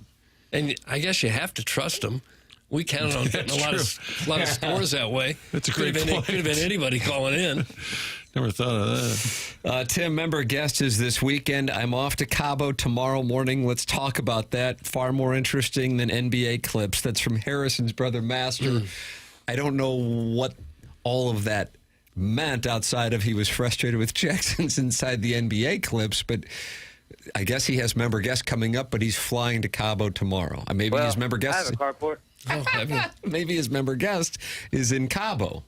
This Harrison's brother Master might have some cash. Boy, he may. He's liquid AF. Sure might. Jackson doesn't seem to think that's the case. No, I don't. He might have a lot of Monday member guests. Martin, that was class warfare on a meat and potatoes show. A Monday, you're snubbing your nose at that's a Monday. Usually charity tournaments are on Mondays, of course, where you might have a member guest. Member guest would traditionally be Thursday, Friday, Saturday. I don't know, though. I don't know how the situation works. If you're going to Cabo, have fun. Do you think Belle Reve and Old Warson have a lot of Monday charity events? Shut down the course. I don't think they necessarily do. Monday, they'll have a Monday. I'm saying I'm aligning with your snobbery. Belle Reve and have a lot of them? I'm saying they don't do Not a lot, but if they are to have one, it would be on a Monday. Not a lot of charity events. Not a ton, but if you're to have one, it would be on a Monday. That is correct, but Martin's point was that they have a lot of them. No, they do not. Thank you. Whatever. Thank you for the delicious take. Wins since May 2nd. Colorado Rockies 3, Scotty Scheffler 3. That is a meme making its way around big time, yeah. social media. Scotty Scheffler winning again yesterday, Doug. You combine that with the Byron Nelson and then the major championship, the PGA. He has won 3 tournaments since May 2nd. The Colorado Rockies have won a total of 3 games since May 2nd. That's right. I see ESPN says for this upcoming series, Colorado at Miami, there are tickets as low as $2. Ooh. At some point, they're going to say, we'll give you $5 if you'll show up.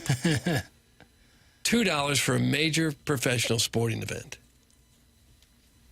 Yeah. How would you go about fixing that if you're Colorado? What in the world would you do to climb this high a mountain to get back to being a contending team? I think it's obvious. Bring Mo home. The native of Colorado is going to be a free agent this offseason, Doug. And after these Cardinals fly into October, he's a free agent. There you go. Bring him back to Colorado. Where it all began. Do you think he has any interest in doing that? Okay. No. But I've seen that actually discussed. Oh, really? Yeah. Let's say they do have a winning or a surprisingly good Cardinals season. His stock around the league might actually be up. Wouldn't that be crazy? If I just get the sense. No, I don't think and I know you know him better than I do, but I get the sense that he is done as far as the baseball. I could see him being involved with the baseball team in business, but he is done with the baseball side. I was being facetious, but that is where it all began. I've seen it. That's why I'm asking the question. Because he was with Colorado. He's from the Boulder area. Right. He was with Colorado. That's how he threw BP because he was left-handed. Right. And then there was another Wikipedia story that he told Bryn Smith a good place to go fishing, and then Bryn Smith kind of liked him. Then he moved up. So he had a little Colorado on the resume. I was being facetious, but wouldn't it be if I were honestly if I were the Rockies, I'd consider anybody and everybody at this point to come in and just take over. You'd think it would have the potential to be a major career killer for anyone. Correct. They'll get somebody who's desperately seeking that job as GM or something on their way up, some young guy taking a chance, getting in that fraternity of baseball GMs. But, boy, if you have a record like this, I don't know how any of them get jobs again. The Cleveland Browns would always find an old name like a Mike Holmgren and give him $10 million a year to come in and just fix everything. Ron Wolf might have gone there. They just pay you a ton of money to try and change a crappy organization. Member guess is Thursday to Saturday, moron. You said I lied about being out of town, Jack. That's from Harrison's Brother Master. I don't, what? I didn't say you lied. I don't talk about you. Don't think about you. And that was Justin Timberlake as Sean Parker in The Social Network? Am I correct on that? You say he didn't think about you? Yeah. I don't remember that part. Doug, can you pull that audio? I don't have that audio. The Ronald McDonald is at Meadowbrook today. That's from Linda Sniffer. Yeah. It's nice. I think good on Meadowbrook for hosting that. There you go. Yeah. I think our a guest upcoming is playing in that. BT. Oh, is that right? You just text me about it, yeah. Oh, God bless. Nice. Brad Thompson's going to join us here in a matter of 5 minutes on the Stiefel dossier here as we are in the Mark Hanna Evergreen Wealth Strategies 9 o'clock hour. Martin, you know something about Design Air Heating and Cooling? Sponsor of the email today. $50 for the winner of the Design Air Heating and Cooling email today. It should be enough that you get to win an award. Yeah. Sponsored by Design Air. Hey, it's going to be hot today, hot tomorrow, then it gets cold. It's unbelievable. The range of temperatures, and that means at your home, the last couple of months, you've probably been flipping on the heat, then you flip on the AC. You want to make sure that entire unit, HVAC unit, is working properly. If you need a tune-up, need a repair, there's only one place to go. That is designairservice.com, the website where you can set up the appointment. Ask for the handsome repairman. Was it Kevin, was it? I forget the name. Jake was the guy you liked, Doug? Jake? Well, I didn't like any particular guy. It's just this. I think it was a listener that said it. Designairservice.com is where you can set up that appointment. A company that's been around for more than 100 years. That means they're going to be here down the road. So any issues, you call them. They're here. They're family-owned. Seth Goldcamp, 4th generation family-owned business, owned and operated right here in the STL. Sometimes those companies that are successful, they get bought out, and then they just kind of keep the name on it. Not this situation. It's still the Goldcamp family. It's designairservice.com for heating and cooling needs year-round. There it is. Design Air, sponsor of the email today, longest-run sponsor on TMA the morning after at InsideSTL.com. Brad Thompson with us coming up next. This is TMA, presented by Brown & Crouppen on 101 ESPN.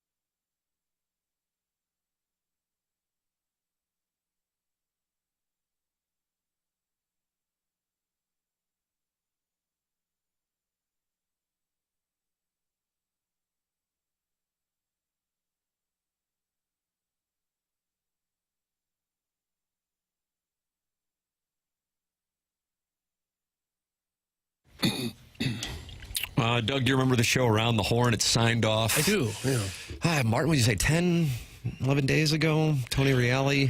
And they would do errors and omissions on Pardon the Interruption, and then he would host Around the Horn. And we need to tend to the line, you know how much I've read about you? Nothing. And that was Justin Timberlake in the film Social Network. However, Yasiel the Boy Puig says, Tim, you're thinking of Don Draper, but either way, you're right. Oh, come on. Either way. Darn it. Sean Parker of Napster? Yeah. Recruiting Mark Zuckerberg for Facebook. Yeah. Okay. Great scene. But you don't remember it. I don't remember the exact dialogue. You know, Sorkin written. Don't just say Sorkin. Oh, you know who I'm talking about when I know. I say Sorkin. Let's say the first name. Aaron Sorkin. Okay. Nice. Now Doug's fine. Dense, very dense dialogue. So it sometimes can be tough to pick up on individual lines. All right. Let's see what Brad Thompson thinks about it. He joins us right now here on TMA. Good morning, Brad. Good morning, gentlemen. How we doing? We're wonderful. We hear tell that you might be ball striking today. Look, I might end up setting this phone down in about 2 minutes to tee off on a par 3, 8th hole at Meadowbrook. Beautiful day, Ronald McDonald House charity, and I haven't hit a green yet. So oh, no. You guys could be lucky. Are your playing partners displeased with the lack of ability from a professional athlete? Yeah. That's you know how this works, right? That's exactly what happens. It's like, all right, good, got a former pitcher. Like this guy's going to be a stick, and I have no touch. I've hit a few good drives, and then after that, it's downhill. Well, hang on. You're playing right now, even as we speak? Well, right now I'm light golf talking as my group is teeing off. Oh. And I got a feeling they're going to put it on the green. It's an interesting one, too. It's 2 3-man scrambles on the same hole. So I'm playing on Team Diamonds Direct, and we're hitting rockets. Nice. But you're not really contributing. Nope. I'm here for the fun. Fair. Have they ever said, I thought you'd be better? Do you ever get that? No, they haven't said it. It's the implied. eyes that I get. Like, it's just like I've seen it. I'm seeing it right now. They're looking back at me. And just tell them. Talking about you. Man, this guy pitched in major leagues. Huh. Yeah, it's like you're not going to you're not a great golfer, and you're going to talk in our backswings. That's super.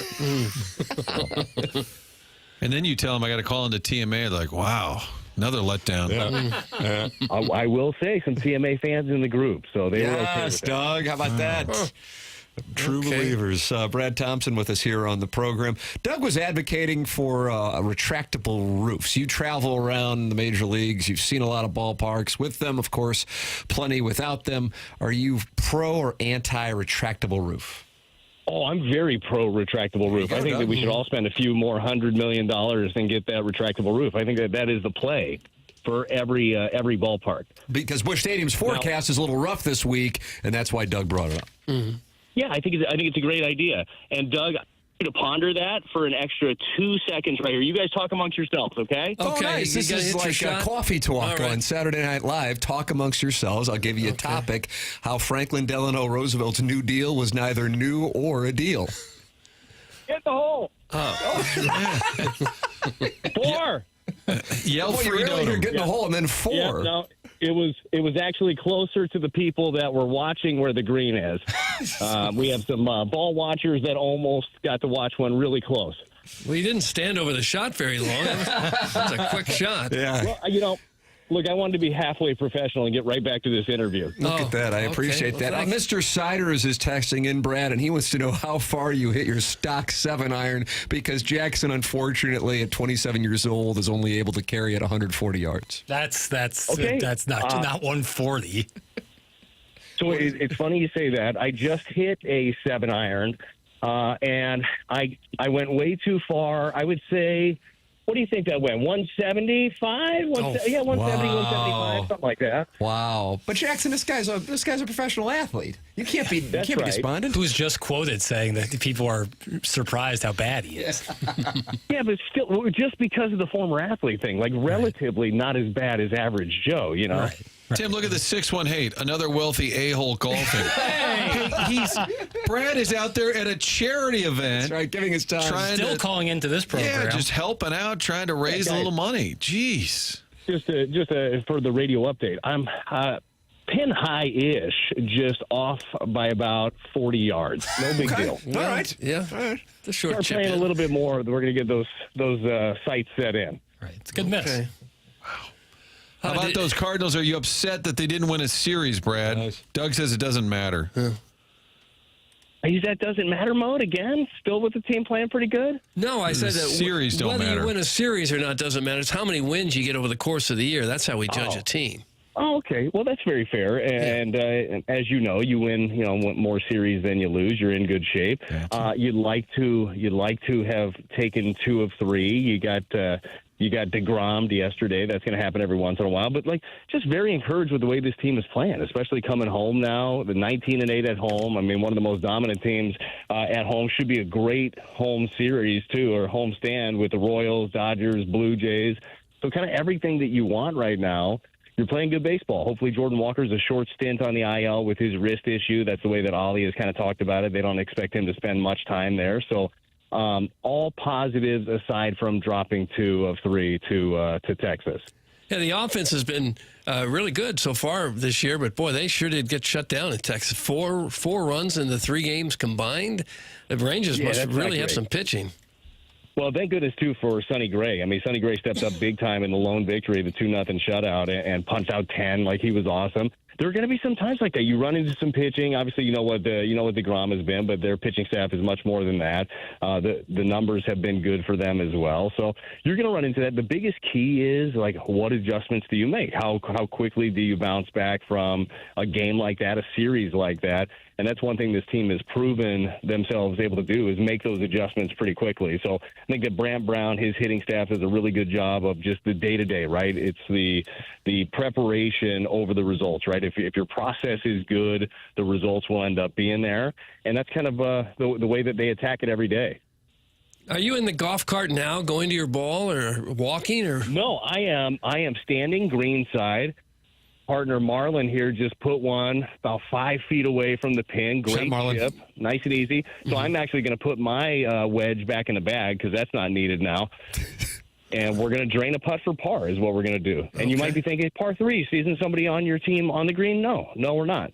We play around the green. We're more of a let's find the hardest way to the hole, but it's been working so far. Okay. I like this pairing, and I like their attitude. That's what I like. I like quite a bit. Hey, on Walker, which you brought up, Brad, Ali Marmol said he was hoping it's going to be a short stint. What was going on there, and what do you think was this a long-term process leading to it, or was it more of a traumatic injury? No, it's my understanding that it was just more of something he started feeling as he was swinging and going through it. And look, you got a 23-year-old kid who is you need all the power that he's got, and you want to be smart and get ahead of it. So if you could put him on the IL for 10 days and then allow him to get strong, allow him to just feel healthy again, then you do it. Because he was starting to get into a better spot. His swing decisions were better. We're starting to drive the baseball more consistently. But you have to be smart with it. And I think that's something that they're trying to do with him. So this is not something that looks like a long-term thing or something that's going to linger. I think that's what they're trying to stay away from with that is the ability to get him out of there and then let him heal up. Are you surprised how good the Cubs have been? I mean, they're tied for one of the best records in the National League, and they're, 15 over, something like the Cardinals have played well, but they're 4 back. What did you expect from Chicago? You know what? On paper, they were supposed to be the best team, right? And it started out the season, you weren't exactly sure what they were going to be. But they're good. I'm very surprised by the Cubs' offense, to be honest with you. Pete Crow-Armstrong is a star in the making. I think that he's got great energy. They love him. Pitching staff is going to start getting healthier and healthier, which is a big help.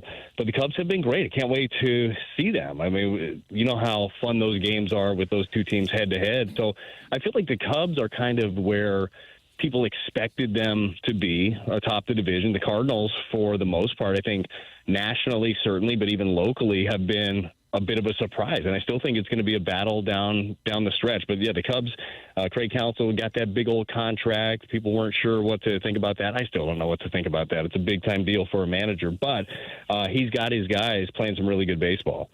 Are you going to have to putt, or has someone else on your team made that little 5-footer? No, they finished it off. We made the putt. Did we make the putt? We made the putt. All right. No big deal. Nice. Yeah, Okay. nice and easy. That's when you trust in your teammates, guys. Good things happen. Okay. Got your par. We got a lot of pars. Not too many birdies on our scorecard. We did start on a par 3, and Doug, I'll be honest with you, nobody in my threesome got it near the ladies' tee. We all kind of duffed it. It's a bad start to a tournament. All of a sudden, those vibes that you had, you're excited, you're ready, and then it's nervous after that. But it's gotten a lot better. Are you more nervous golfing in front of a crowd or pitching when you were in the big leagues? I could not even imagine, and maybe you guys have done this, I could not imagine hitting a tee shot with a gallery. That, to me, would be pitching in front of 50,000 people or something you're used to doing. You're just standing there. It's white noise, right? That's just kind of what you're used to. When you're doing something you're not used to doing, like hitting a golf ball, and you have a row of people, like I would love to have a simulator, like that's some sort of a Disneyland type thing where you could do that. You hit a golf ball and it just shows you how many people you mangle. Like I think that would be a fun thing to do. Same thing I'd like to see, like what it's like to be an NFL running back, and you're like getting in the helmet and going through, like finding the hole. Like I think that would be fun, but far more nervous hitting a golf ball, even at a scramble that means nothing, because I always feel like somebody's judging me. Tim, I'm not allowed to mention when I'm getting text, right, on my phone. That's correct. I believe it's the Martins Edmonds-esque. I missed that. Who'd you get a text from? No, Matt Holliday wants to know if you've mentioned that you want a green jacket, and I don't know what that means. Oh, wow. So I have not mentioned that yet. That's actually a good call. Now, won or purchase, those are two different things. But playing in Baltimore, as Matt and his great family were there watching Jackson come down after the game, and he's standing in front of the Baltimore Orioles family section. And I'm coming down rocking my green jacket. It is very Masters green. I mean, was it on purpose? Yeah, 100%, to look like a Masters jacket. And I think that you have to dress for the job that you want. I want to be a better golfer, and that's what I'm trying to go for with that green jacket. Oh, okay. So he saw you in Baltimore wearing a green. He saw me in the green jacket, and actually from probably 50 yards, he goes, "No way you're wearing a green jacket," is what I got down the hallway. And then everybody looked at me, and I felt nervous again. But, you know. Well, and this is also a bit of housekeeping. Matt Holliday is going to join the show once a week. And so we were texting about timing or whatever, and I said, your boy Brad is on now. And he said, can't possibly follow that. So he's going to be on tomorrow. How about that? What an endorsement, Brad. Yeah. I'll take that. I like that. He was busy today. That's probably a nicer way to say that he was busy and didn't want to join you guys on Monday. That's correct. But I love me some Matt Holliday, and I look forward to listening to him with you guys weekly. How about him sitting in the section by himself? It's raining in Baltimore. There's like two people at one of those games. Maybe it was the Wednesday game. And he and Ethan, they're sitting in an entire section. There's nobody there. It's raining. Could we not get the man upstairs in a box? Yeah, I agree. Look, he was a gamer in that way. Because I asked him, I go, hey, how's the food in your all-inclusive section? He's like, no, we're sitting in normal seats. I go, what is normal to you, though? Normal's different to Matt Holliday than it is to other people. But no, they were out there. They were being gamers. He looked horrible in that Oriole stuff. But other than that, it was a proud parent watching his boy. Well, we're going to take him to task. We're going to rip him to shreds for wearing the Orioles stuff. Are you? Do you guys want me to hit another drive really fast? Yeah, let's see what you got here. We're on number 9. All right. Are we on number 9 here, guys? All right, number 9. Okay. This is where I've been okay. I'm going to leave you guys on speakerphone. Hold on 1 second. Doug, this one plays slight right to left, and if memory serves, is it right to left? The driving range is on his left. You probably know Meadowbrook pretty well. And you stuck a 6-iron, I believe, to like 3 feet when we played Chris Nagel. Yeah, exactly. I'm starting to wonder if his group now hates this call. Fair assumption. I can't hear it. think they're just. I hit it well, but don't know where it went, guys. Oh, no. Yeah. It's part of the game. Okay. Yeah, it's all about We're thinking distance. left side, fairway. No big deal, guys. Fairway. Look at that. Nicely done. Nice, Brad. Well, we're happy for you. So this is my contribution to the team. I've annoyed them for the last 2 holes, but they're gamers. I'll tell you that right now. This is the beginning of a Sunday charge on the back 9. Very gettable 10th hole, Doug.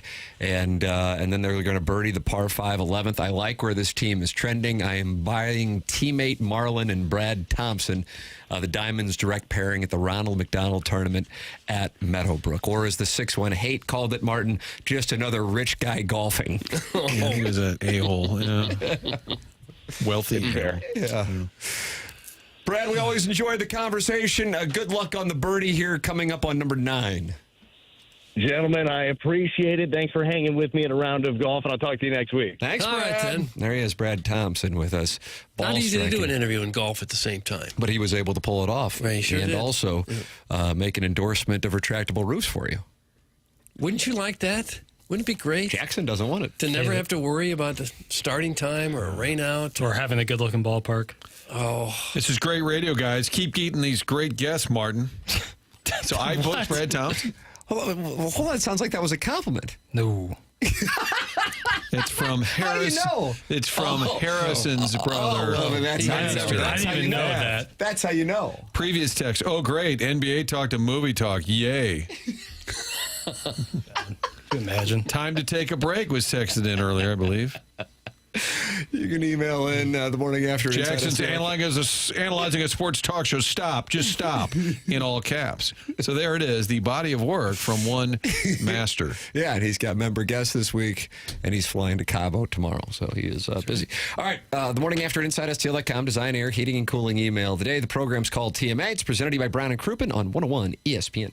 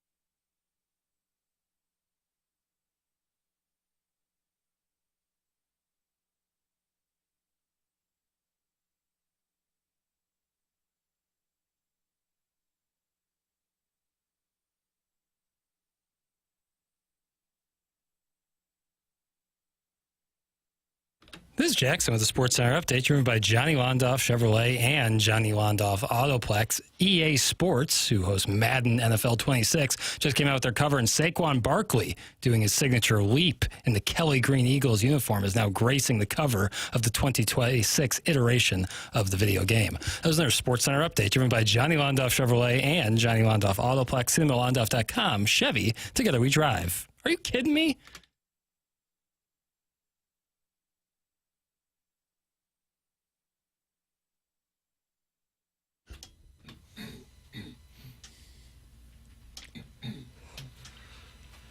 Earlier in today's program, Doug, somebody wanted to change their text inbox name to Pink Pony Doug. Yeah. Okay. And that's what this song is about? Am I guessing correctly? Yeah, that's the reason I played it. It's not what the song... I wish. By the pride of Springfield, Missouri area's Chapel Roan. Mm-hmm. And she's going to join us. Surprise guest, maybe. Oh, is that right? I'm already working on Chapel. I'm going to write that. How do you spell that? If they don't like Steve and Wildwood. Yeah, Chapel Roan's going to join us as a surprise guest, Doug, so be ready for that. Okay. The morning after at InsideSTL.com, so you can email into the program. 314-399-9646 is how you can text into the program, and then you get the Callier and Thompson phone line. 314-974-0101. There is, I mean, intense anger in the Air Comfort Service text line about that Sports Center update. Well, the update was a guy's picture on a game. Yeah. This just in. What the hell Sports Center update was that? That's from the Hoosier Trojan Horse. What would you have preferred, Mr. Horse? Quite the scintillating Sports Center update. That's from Cold Meatloaf. I don't know what to tell you. It was a disappointment to a lot of people. It's a pretty good-looking Madden cover. Saquon Barkley's on the cover. Kelly Green uniforms. A little hurdle action. This is what I saw. How do you decide the update content?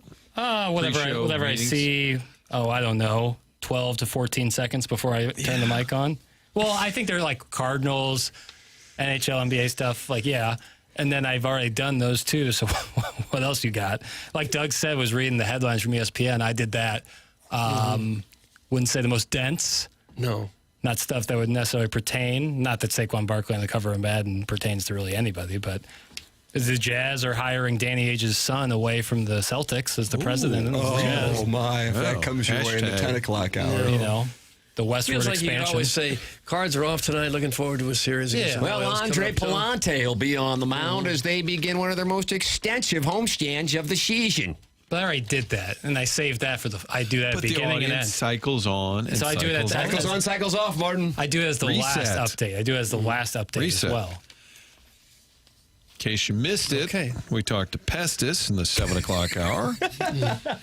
We debated the value of a series win. We heard Mike Francesa's love of a granola bar that he stumbled into for the first time in his life. And we're getting to just now Keith Hernandez scolding Gary Cohen on the SNY broadcast of the Metropolitans, and they were able to negotiate the challenge that is the Colorado Rockies in their 9 wins. Take a listen, Doug. All right. Hit the lever, please. By Blue Chew. Chew it and do it. And by your local tri-state area Audi dealer. What did you mean by that? I just read the copy here. I try to give it a good read, try and give the advertiser everything that they paid for, Keith. And then it's somebody else's problem. Mickey Moniak is 0 for 2, and he grounds one weakly on the right side for Acuna. And he makes the play 1-away. I mean, I did read it well, didn't I? Oh, you always, you're a champ. You're a pro. Base hit. Little knock, little Bengal. Not for Mickey Moniak. No, Mickey Moniak. Him making contact is actually like a hit. He enjoys a strikeout. Weak uniforms, too, on the Rockies. You're just taking the Rockies to task today. I think that could be what sparks their resurgence. So a little uniform change. Lose the pinstripes on the home whites. Get rid of those and update the font. Probably ought to update the pitching, too. Yeah. What's more important? It's much more controllable. And you guys may get into this in the 10 o'clock hour. I'll just tease it a little bit, Doug. We have a sentence for every single major league team to describe them. The Colorado Rockies. Tennessee has Rocky Top. Colorado's hit Rocky Bottom. And now you're wondering, all right, Martin, what are they saying about the Cardinals? The pleasant surprise of the 2025 campaign. There's that pleasant gentleman, pleasant surprise. We like a good surprise. So it's a sentence about this current season, not just the franchise in general. Yes. Try. Okay. Try. About that. All right. There you go. Martin's got onboarding here. It's 10 o'clock, so he will be heading out for onboarding. And he has deep teased what is in the Stiefel dossier for our 10 o'clock hour. You can email in. You're going to win $50 if you win the Design Air Heating and Cooling email. Straight out of my pocket. Win Tim's money. The morning after at InsideSTL.com. You also can talk about it at YouTube.com/TMASTL. It is the Michelob Ultra YouTube chat, 2.6 grams of carbohydrates, 95 calories. Michelob Ultra, presenting sponsor of the Dotem, which was a glorious couple of days at Oak Valley Golf Course this past Thursday and Friday. Michelob Ultra, thank you to their sponsorship of the tournament and also their sponsorship of the YouTube channel here on TMA. It's youtube.com/TMASTL, where you can watch the program and talk it over with Tiny PP, Iggy, John Scores, and MD 2020. They're all in there, Doug, and they're all talking it over. 10 o'clock hour coming up next. Martin is heading to onboarding. This is TMA, presented by Brown and Crouppen on 101 ESPN.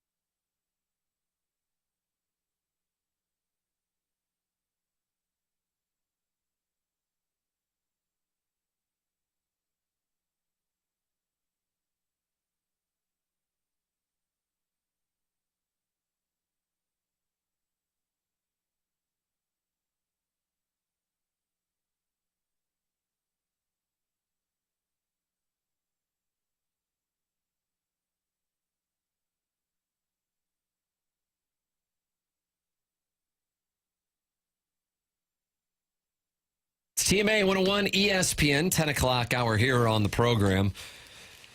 Doug, one sentence to describe every MLB team.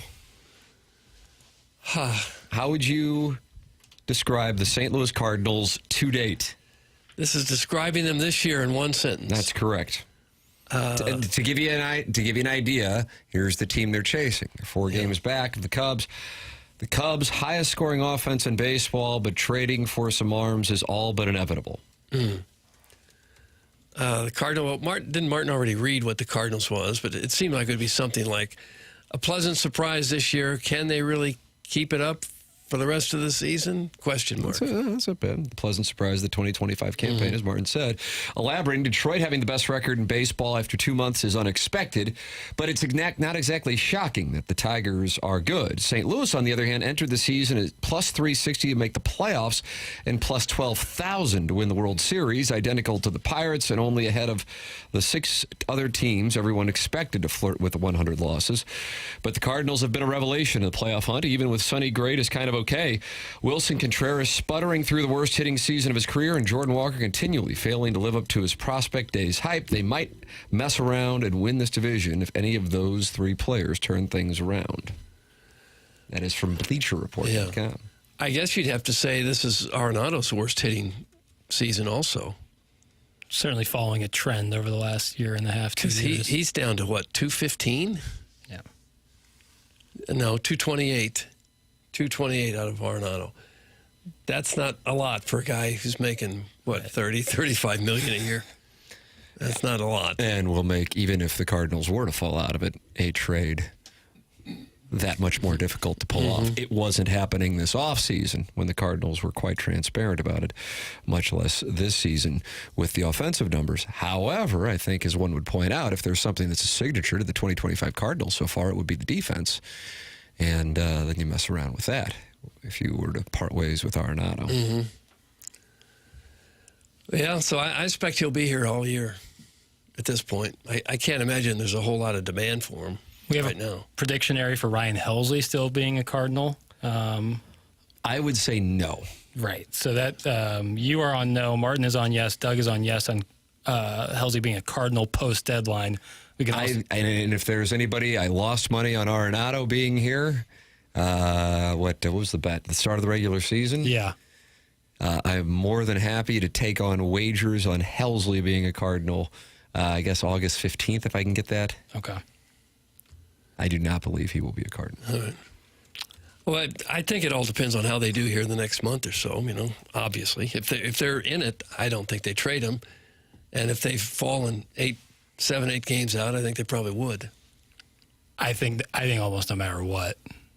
They're certainly looking at options. I mean, you never know what's being offered, but I think they're absolutely taking calls on Ryan Helsley. You'd have to think. And he's a free agent after this year? That's right, yeah. Oh, well, that's the whole point. Right. Oh, yeah. I thought the point was here's a guy that's got some real value and you're rebuilding. No, I think if you were under contract for a couple of years, the whole conversation changes. But that's the whole reason why it's in play.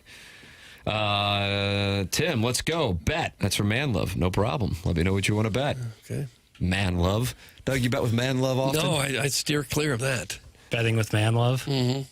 Having anything to do with Manlove.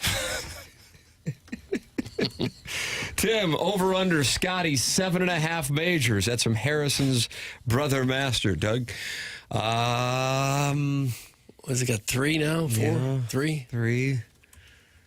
7.5. That's a good number. That's a nice number. If that might actually be the betting line. He won yet again. The issue is you sit there and you say it and you go, well, yeah, inevitably, but you have to understand within the next 2 years, there's going to be some guy that you haven't heard of who won't necessarily be as good as Scotty Scheffler, but he'll be in the mix. Right. Like when Koepka was sitting there with 4, at that time you would have been like, oh, yeah, he'll get 4 more. But you're exactly right. You don't know who's coming. Like I think at that time, Scheffler was on the Corn Ferry Tour when Brooks was winning his. And that also operates on the premise of health, And of course it always does, but to win 5 more majors despite as good as he is. But yes, his numbers per day to golf are the first time we've seen anything close to Tiger Woods and his 2000 season, and that's just because of how tight that shot dispersion is. He was trailing by 2 going into Saturday, and this was before the round started, and he was plus 300, and I thought, I must be missing something here, because, and it's no shot at Ben Griffin or Nick Taylor, but I'm just like, Scottie Scheffler is going to win this more than 33% of the time, so I didn't understand the number, and I was wondering if there was something that I wasn't aware of. But when it was all said and done, he did kind of walk away with the Memorial yesterday. They're in Canada this week, and then the U.S. Open following for Scottie Scheffler. The betting line is 9.5. 9.5? Yeah, I heard them say that on No Laying Up. By the time he shuts it down, he'll have 10. I would take the under on that.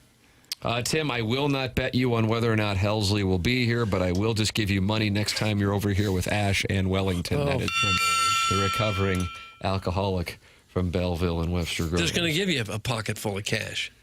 I guess. I don't mind it. As like a tribute, Doug, Luke Clanton is coming. That's from the president of Special Projects. Who's coming? Luke Clanton. Well, I can't wait till he gets here. He's already here. Oh, he's here. Okay, good.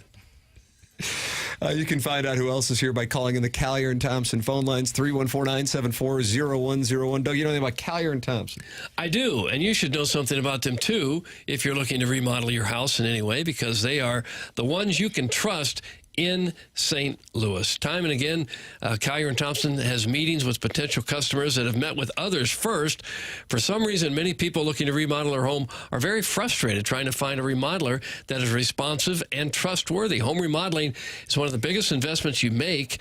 Besides the home purchase itself, my friends at Collier & Thompson only want the opportunity to meet you and talk with you and tell you what they can do for you. Check out their Google reviews. See for yourself how responsive and trustworthy Collier & Thompson is. Here's one of their many 5-star Google reviews. This is from LJ. Don't have the full name. Maybe Larry Jordan. LJ. Collier & Thompson was great to work with. We did a full kitchen and master bath remodel. Super pleased with all the phases of their operations, from initial meeting to the final walkthrough. Heather, our designer, was very invested in our project and listened to our wants and provided expert advice all along the way. All kinds of 5-star reviews with Collier & Thompson. That's how you stay in business since the 1950s. They do it, and they do it right. Any part of your home needs a little sprucing up, needs an update, Collier & Thompson is there to make it happen for you. This is a company you can trust. Collier & Thompson is on Manchester and Baldwin, next to Uncle Bill's Pancake House. Come home to quality online at collierandthompson.com. Send your emails in for our design, air, heating, and cooling email today, coming up at 10:45. $50 from me to you for the win for the first design, air, heating, and cooling email of the month of June. This is TMA, presented to you by Brown and Crouppen on 101 ESPN.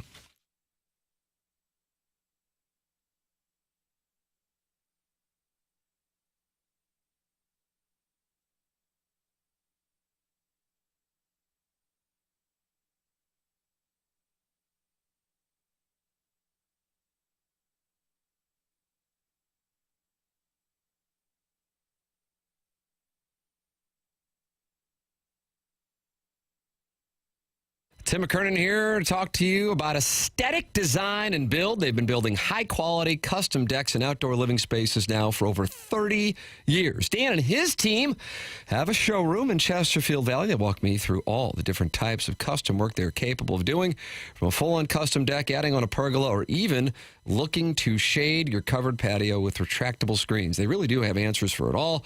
The best thing is they don't take the high-pressure sales route or come back weeks later with those gimmicky discounts. They encourage you to go out and do your research. They're confident that once you compare the work that they do with what else is out there, you're going to see that they are the better choice. They truly are a design company. They can think outside the box and offer unique solutions and designs for your outdoor living projects. Ready to take your outdoor space to the next level? Dan and his team at Aesthetic Design and Build have you covered. Call them 636-532-5008, or you can visit them online at aestheticdesignandbuild.com and let them know I sent you their way.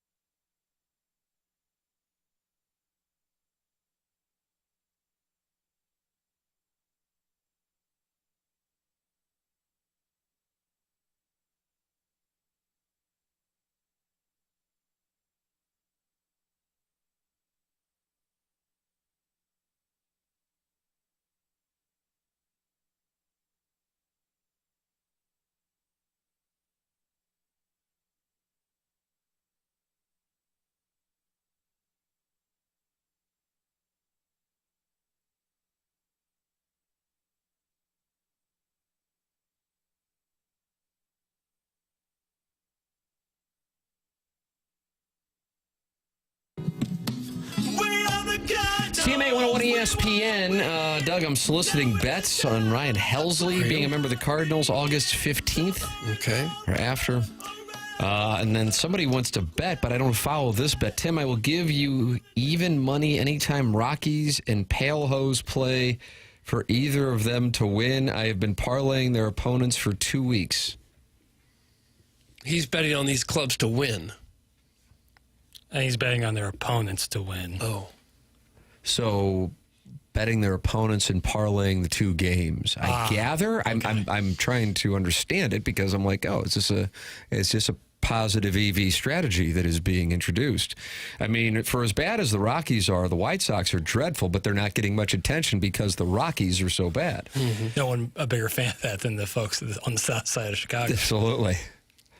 For the record, the White Sox, Doug, are 18-41, which is a 30% winning percentage, 305 to be exact. Not bad. But they have twice as many wins as the Rockies. Dude, this is the we're in the Gilded Age. It's the Gilded. How is this the Gilded Age? Yeah. The Mets, Yankees, Dodgers, Padres, whoever will spend ungodly amount of money. They're Vanderbilts and Rockefellers, Carnegies, and these other teams are just, blue collar, face covered in mean potatoes. Living in tenements. Yeah. Please, sir, may I have another? Like that kind of stuff. Like it's just like, it's turning into Premier League soccer, but at least they have relegation to keep teams from just tanking and being terrible. Like the Rockies, they're seeing this. They're going to be like one of the worst teams of all time, and they'll be the exact same thing next year. There'll be nothing that changes. The Pirates have been bad forever. The White Sox have been bad since they won in 2005. All right, they had a moment there when they first hired Tony when they were like young and kind of fun, but that didn't last. Yeah. Like and then there's no repercussions to being this bad? Well, I mean, there are. Yeah, I mean, being that bad and being where you're at the standings, probably low attendance. Right.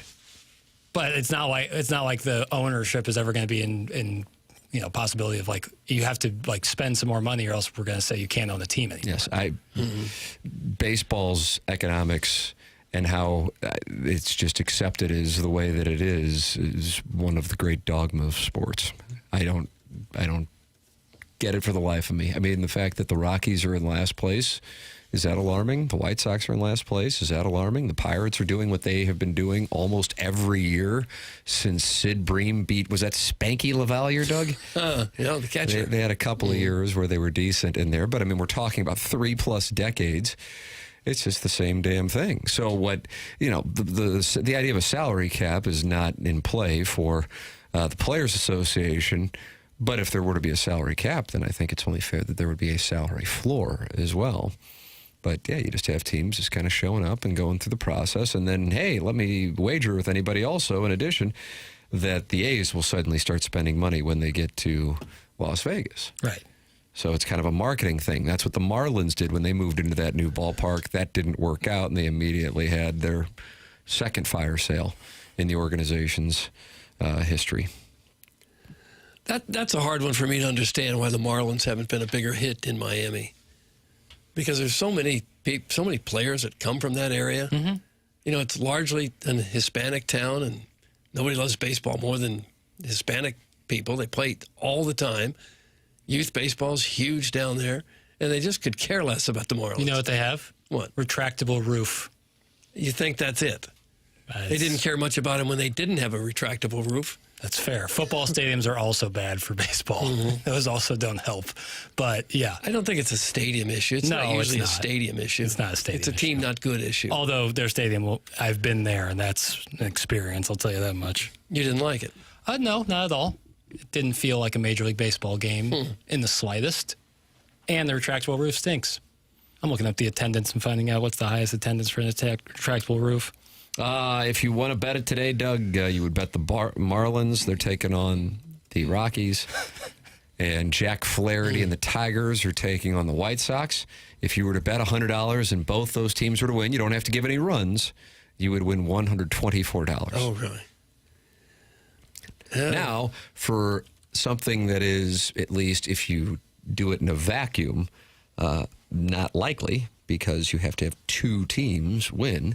So you got, again, in a vacuum, 50% chance. That, of course, is not what it is when you consider who the opponents are. But both have to win, and you're only receiving 24% return for both winning. Then that would strike one as potentially being a bad bet. But I gather, as this texter is saying, that is what he has been doing for weeks, and he's being paid handsomely. Might not be a bad strategy, to be honest with you. They're only going to keep getting worse, too. If you're doing something and indeed making a lot of money, do you usually tell everyone else about it? On TikTok.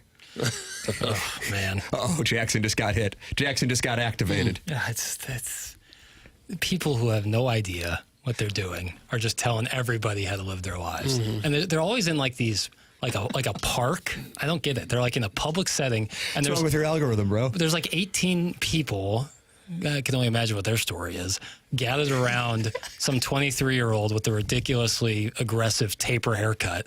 What does that mean? Is that Christian Leitner? Do they call that a Wade edge? Is that I don't know what they call Wade edge? It's like they have like a big normal hair, and then on the side it's just high and tight as can be. And you don't give them credit because of their haircut. Why? It doesn't help. Look what Chairman Kurt's sporting. Yeah, but Is like, that- are you but like way attacking? longer on the top. Like I'm talking like and Aggressively tapered is what the man yeah, called. and they're for whatever reason they're all gathered in a park, and this guy's like telling them how to make $1 million, and I think it's all just selling courses. What I've noticed is there's always somebody acting like they're being interviewed, but they're not really being interviewed, and they're looking off to the side like they're on camera doing an interview, and they're just giving life advice. That's what I've seen. And I got to get that out of my algorithm. Me too, man. I see that too. Where it's like, I'm like, what podcast is this? Like, it's a podcast for like And you see a lot of this? selling Isn't that- doorbells, and that's. I don't see the one with the aggressively tapered haircuts. They're in a park. parks. They're in park, and there's like 18 people crowded around. I was like, what kind of weird ass meetup thing is this? TikTok rise and grind mentality, baby. That's some big tough. Oh yeah, God. It's like some guy out there. He's like, I only sleep 3 hours a day, and I've lived the equivalent of a 70-year-old man. It's like you're probably liver's probably failing, or something probably wrong with you if you go and get 3 hours of sleep a night. Wasn't it pretty easy just to flip right on past that? Yeah. If it's something you don't like? Yeah, but sometimes I like to embrace what's going on. Oh, do you? It's wrong of me. Well, that's why you're seeing more of it, because you're watching more of it. I got it. You create your algorithm. Doug, listen to this for me. Okay. You create your algorithm. Okay. So you must like these guys with the aggressively tapered haircuts. Or it's like some golf lesson where you have to they're like, bring out a folding chair, sit in that. Yeah. I'm like, what are we doing here? Have you seen the guys on TikTok making a run at betting Angel Reese to miss her first shot every night? Yes. Is that right? Are they on a heater? It seems like they've hit a handful in a is that row, from right? what I could They tell. have. They have. Have you seen the bros telling other bros good night yet? No, you brought that up. What was that, last week? Mm-hmm. I'm pretty into it, though. I like the idea. Just calling up your buddies and telling them, wishing them good night. Who does that? It's on TikTok. It's a trend. Really? Have you tried to do that here? Mm-mm. No. I spoiled it by saying it on air, else I would have got you. Yeah. You just call someone and say good night. Yeah, and just I'm getting ready to tuck myself in. And What just time would you make this sweet call? dreams. Sometimes I'm in bed by about 8 o'clock. Oh, gosh. Really? It's still light outside. That's tough this time of year, yeah. After the dotem on Friday, I came home. I got home around 4:30. Took like a 3-hour nap. Ooh. And then I thought, And you get up at 7:30. It's light out. I thought, I'm screwed for going to sleep later tonight. Spoiler alert, I was not screwed. I went right back to sleep. Did you? And slept the rest of the night? Mm-hmm. Wow. Yeah. What time did you get up? On 4? Saturday? Did you get up your 4 o'clock thing? No. I think about 6:45 on Saturday. Okay. Man. It's a lot of sleep. Yeah, it's about 14 hours there, Chairman. Yeah. Did you MC the awards on Friday? Yeah. At the end? It was just a little thing. Here's a long drive winner, and here's a closer to the pin winner, and a drawing. Yeah. Minus 11 got it done, huh? Yeah. Mm-hmm. With minus 16 winning on Thursday, just shows the importance 16? of course conditions. Yeah. Wow. My grouping came in 11. I thought you guys were going to be live. Yeah. Left a couple out there. Really fun, though. I had a great time. We played with you and your father and your son. Yeah, I guess you didn't, since you weren't on the program on Friday, I shared with the audience the intensity of my... Is he over it yet? Young playing partner. Yes, he has moved on, but during the round, I'm going, God, I got to make this putt. Not because I really care, but because I don't want to hear about it when we get back to the cards. Oh, it was really funny. Yeah, because like when you tell him you guys got a par, he'd be a little upset. Yeah. And then he told me a bogey, and that the number went higher. He was not happy. It was very entertaining.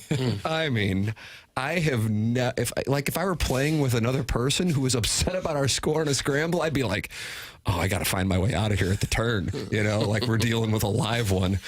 And yet I got this going on in my cart with my son. God almighty. Yeah. He really expected to win the whole thing? Well, I don't think he necessarily grasps. So I think he thought we were playing against my Jackson. Grouping. Yeah. And there was, of course, 15 large. And there's $15,000 on the line. That's a lot of cash. But yes, there was a lot of intensity in the pairing at the Dotem. But minus 16 won it on Thursday, and then with the wind up and the conditions a little wet on Friday, that led to lower scores. I took an Adderall at the tournament and met the guy at my new house for internet, and then went to a concert at Ballpark Village until 11:30. Had some Steve in Wildwood. What? Met the new guy at his house? The guy he met on the internet? After being on Adderall. So he took an Adderall. And was on the internet, met someone, and then got together and met him at his house? Installed internet? Yeah, he says the AT&T guy. Okay. Installed internet. Okay. And then he went to a concert, and that's the end of the text. That's right. Why do we need someone's schedule? I enjoyed it. Yeah, it is nice. Steve seemed to be in the illicit drug realm for the Dotem over the weekend. Oh, really? He was offering you some magic mushrooms, wasn't he? Oh, yeah, he did. I'll take a pass on that. I like regular mushrooms. Yeah. Oh, I love them. Let's see. Settle a debate. Sharon and Clayton wants you to settle a debate, Doug. The videos featuring the large speed bump and random vehicles being launched off it, starting very slow and then going to 300 miles an hour. Hub says they're AI. I think they're real. Thoughts? What is it, real or fake? Sharon and Clayton. I know what she's talking about. That's from it's like a video game. It's like a simulator. They're not actually destroying. They're not sending cars 300 miles per hour off cliffs. You couldn't. Well, no. I mean, you could, but that would. Can you imagine the money you'd spend on that? I don't know that a car would even go 300 miles an hour off a cliff. Well, I think some external factor. This is regardless. That's not real, Sharon. If you're doubting it, it's almost always fake. Yeah. If you have to ask the question, it's probably fake. It is becoming harder and harder to tell these days, in fairness, and I will say that. Big Tuft is sending in pictures of aggressively tapered haircuts. Let me take a look. I like that haircut. Yeah. That looks like more like the Christian Laettner, Wade edge. Yeah, there we go. That's exactly what Big Tuft, and I know this is great radio because no one can see. But yeah, that's right. Like a ton of hair up top and then nothing on and I mean nothing on the sides and back. I have a similar haircut. I just got my hair is cut. And so you go to a park, have 18 people sit around, and you scream at them why they're not rich? That's essentially what I think is going. There's a real business model there. I don't get it. I don't understand how, who. So I could head over to Francis Park, tell 18 guys to show up, and I'm going to scream at them about why they're not you have rich, to have someone there and then we put it on TikTok? You have to videotape so that you can put it on some guy telling you, why you don't, asking, why don't you have a private jet at age 27? That's what goes on. Someone's like, if you don't have a Lamborghini by the time you're 23. Stop watching this video. Stop it. You're a failure or something. I was like, oh my God. Gotta get out of here. I don't know the years, Tim, is in the Michelob Ultra YouTube chat and says, trade Helsley and anybody else you can. Doug and Pestis can console one another while the club builds for the future. MD 2020 says, I agree. Dump whatever you can. Get good value out of it. This is not a World Series contender in my humble opinion. That's from MD 2020, and I don't know the years, Tim, in the Michelob Ultra YouTube chat. We always just assume when they says get good value out of it. No kidding. We always just assume they're going to win the trade, rather than we traded an all-star closer and got nothing in return. But boy, we're rebuilding. Would you If you can get something for him, great. I understand that. But it's not as easy as just, we'll trade everybody and then we'll be a lot better. It doesn't always or even usually work out that way. You think a package with the Pleasant Gentlemen, Lucan Baker, and Michael Ciani changed that a little bit? Wow. Well, I'm saying on top of Colorado. I'm not saying you're just going to a la carte sell Ciani and Baker. But if you're to package that with Helsley. If you're those two guys, wouldn't you love to get traded to Colorado? Luke and Baker over Siani, yes. Yeah. 100%. Chance to play every day. Anywhere where you can play, you'd absolutely take. Yeah. No, it's really nice to think that we're all smart enough that if we traded these guys, we get somebody that would really help in the future. As often as not, it doesn't work. You get nothing.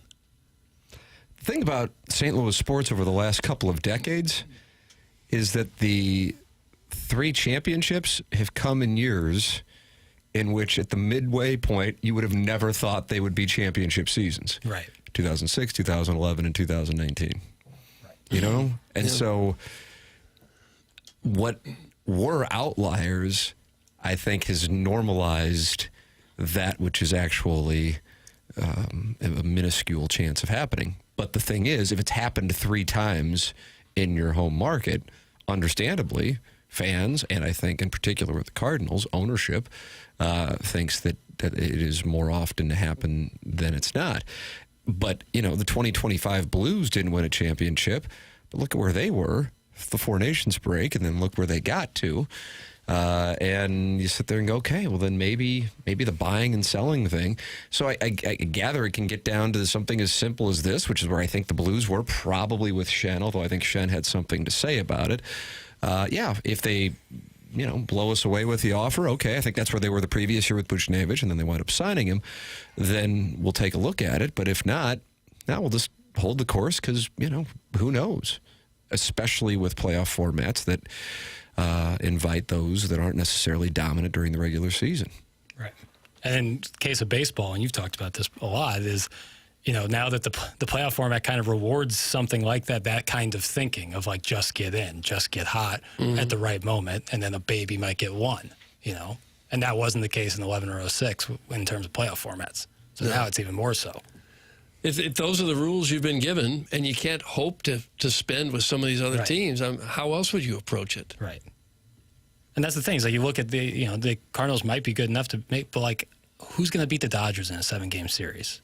It happens. The best team doesn't always win. It can absolutely happen, though. Yeah, it can absolutely happen. But when you're like, but if you were to say at the beginning of the year who's going to beat the Dodgers regular season wise, that to me, now of course the Dodgers have had an absurd amount of injuries, and that's where you can get into the outlier, kind of like when we were talking about Scheffler and Majors. That's where you can get into the outlier, but that's a 162 game sample size, which reduces the amount of variance. But this stuff, right? No, I guess I see what you're saying, but like. I think you look across, you're right. Like you can't spend with those teams, so you try to do it creative ways. So you have the just get in philosophy. Right. That's the best you can do. Or you can be the Rockies. Just stay out. Will the Rockies win 20 games in 2025? We're they've got to. They've got to. If they don't win 20, how can you should legit be relegated if you can't win 20 baseball games in a 162-game season. Well, who are you going to bring up in their place? Memphis Redbirds, Savannah Bananas. Well, that would be more interesting. The backflip catch is pretty cool. Mm-hmm. Email in Design Air Heating and Cooling email today coming your way. The program is called TMA, and it's presented by Brown and Crouppen on 101 ESPN.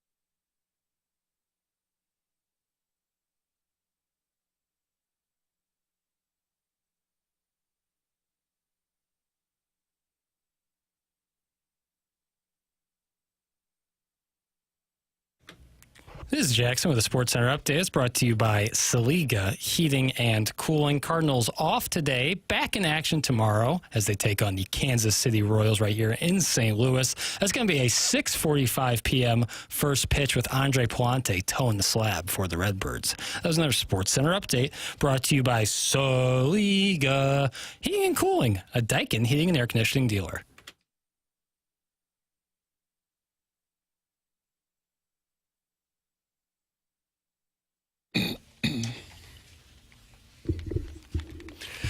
Well, Doug, this is going to be it. $50 on the line for the Design Air Heating and Cooling email of the day. I'm vacationing in the Hamptons this week, and this is my gift to the audience, $50 of cash for the winner of the Design Air Heating and Cooling email of the day. And Chairman, I see a lot of emails in here and a lot that are still in the inbox but haven't made their way over to the filtered file.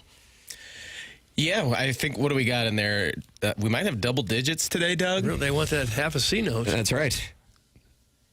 9. I got 9 in the filtered. We have time to read 9? That's why I made sure to break early. Okay, all right. $50 on the line. I want the best of that. I don't want any time restraints on this. Okay. I want to set the stage for a big month of June. All right? No shenanigans. All right, ladies and gentlemen, it's time for the Design Air Heating and Cooling email of the day. Where's the music? Right here. Okay. Hello, gentlemen. You ever sit down too quick and pinch your sack? Oh, gosh. Hot start. Thought he could get $50 with that. This is from a lady.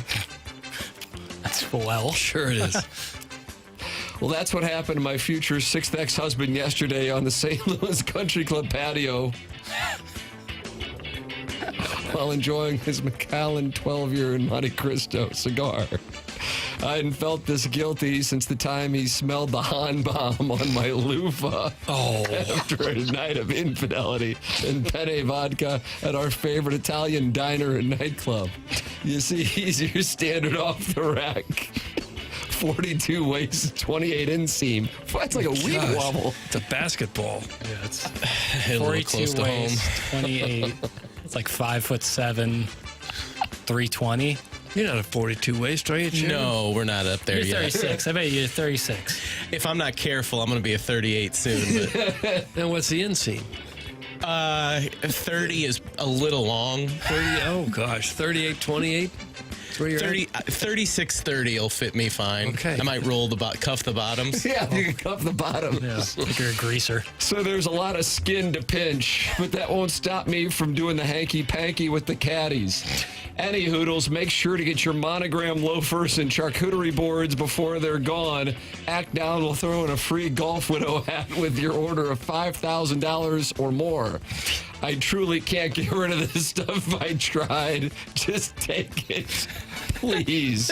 By appointment only, Doug. That's from the self-made stay-at-home Ladue mom. January 2025 email of the month winner, Ladue, Missouri 63124. Okay. It's a big signature. Self-made, stay-at-home Ladue mom. Let's see. Greetings, meat bags. I'm the newly deployed Inside STL Integrated Email of the Day AI assigned to infiltrate private fan pages of itty-bitty, teeny-tiny mid-market internet shows just a smidge bigger than the Cabbage Patch doll costume jewelry. Sunglasses Iggy wears unironically.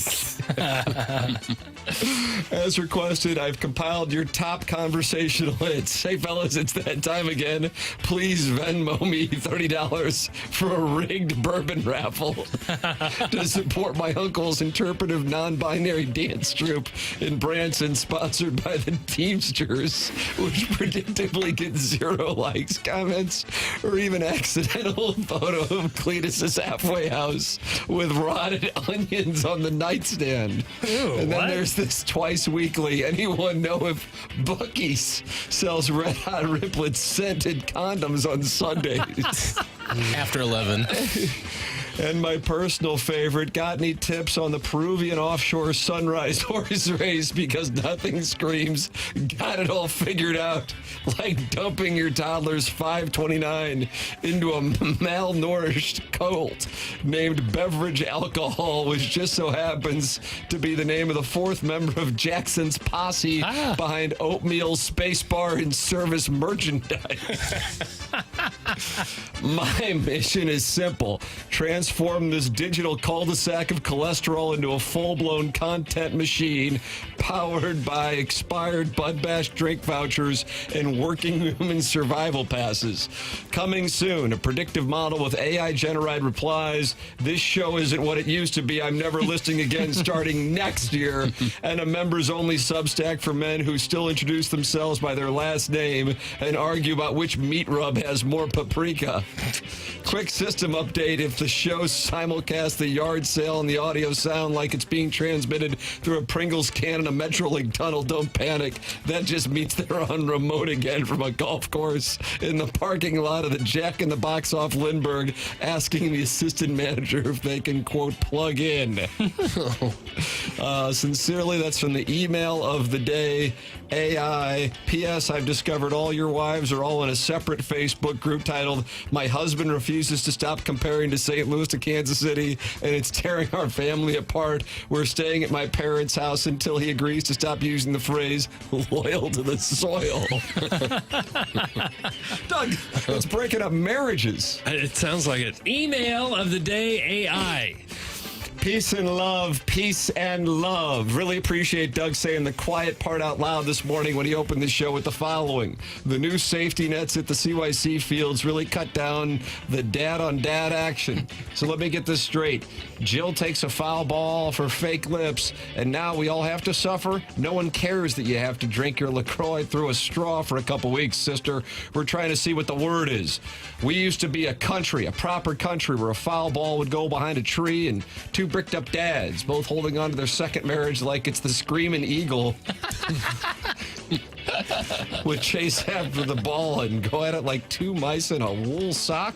Oh, a wool sock? So now I'm supposed to just stand there and try to catch another man's eye the old-fashioned way by approaching the gentleman, complimenting him on his 5-inch inseam shorts that are definitely trendy for a guy in his 40s, and make basic bitch comment like, hey, man, I think the NFL will ever come back. Nah, fam, it doesn't work that way. Thank you, Doug, for speaking for all of us. That's Al, and he's in Dadeville. Al in Dadeville. This show is the Rockies of sports radio.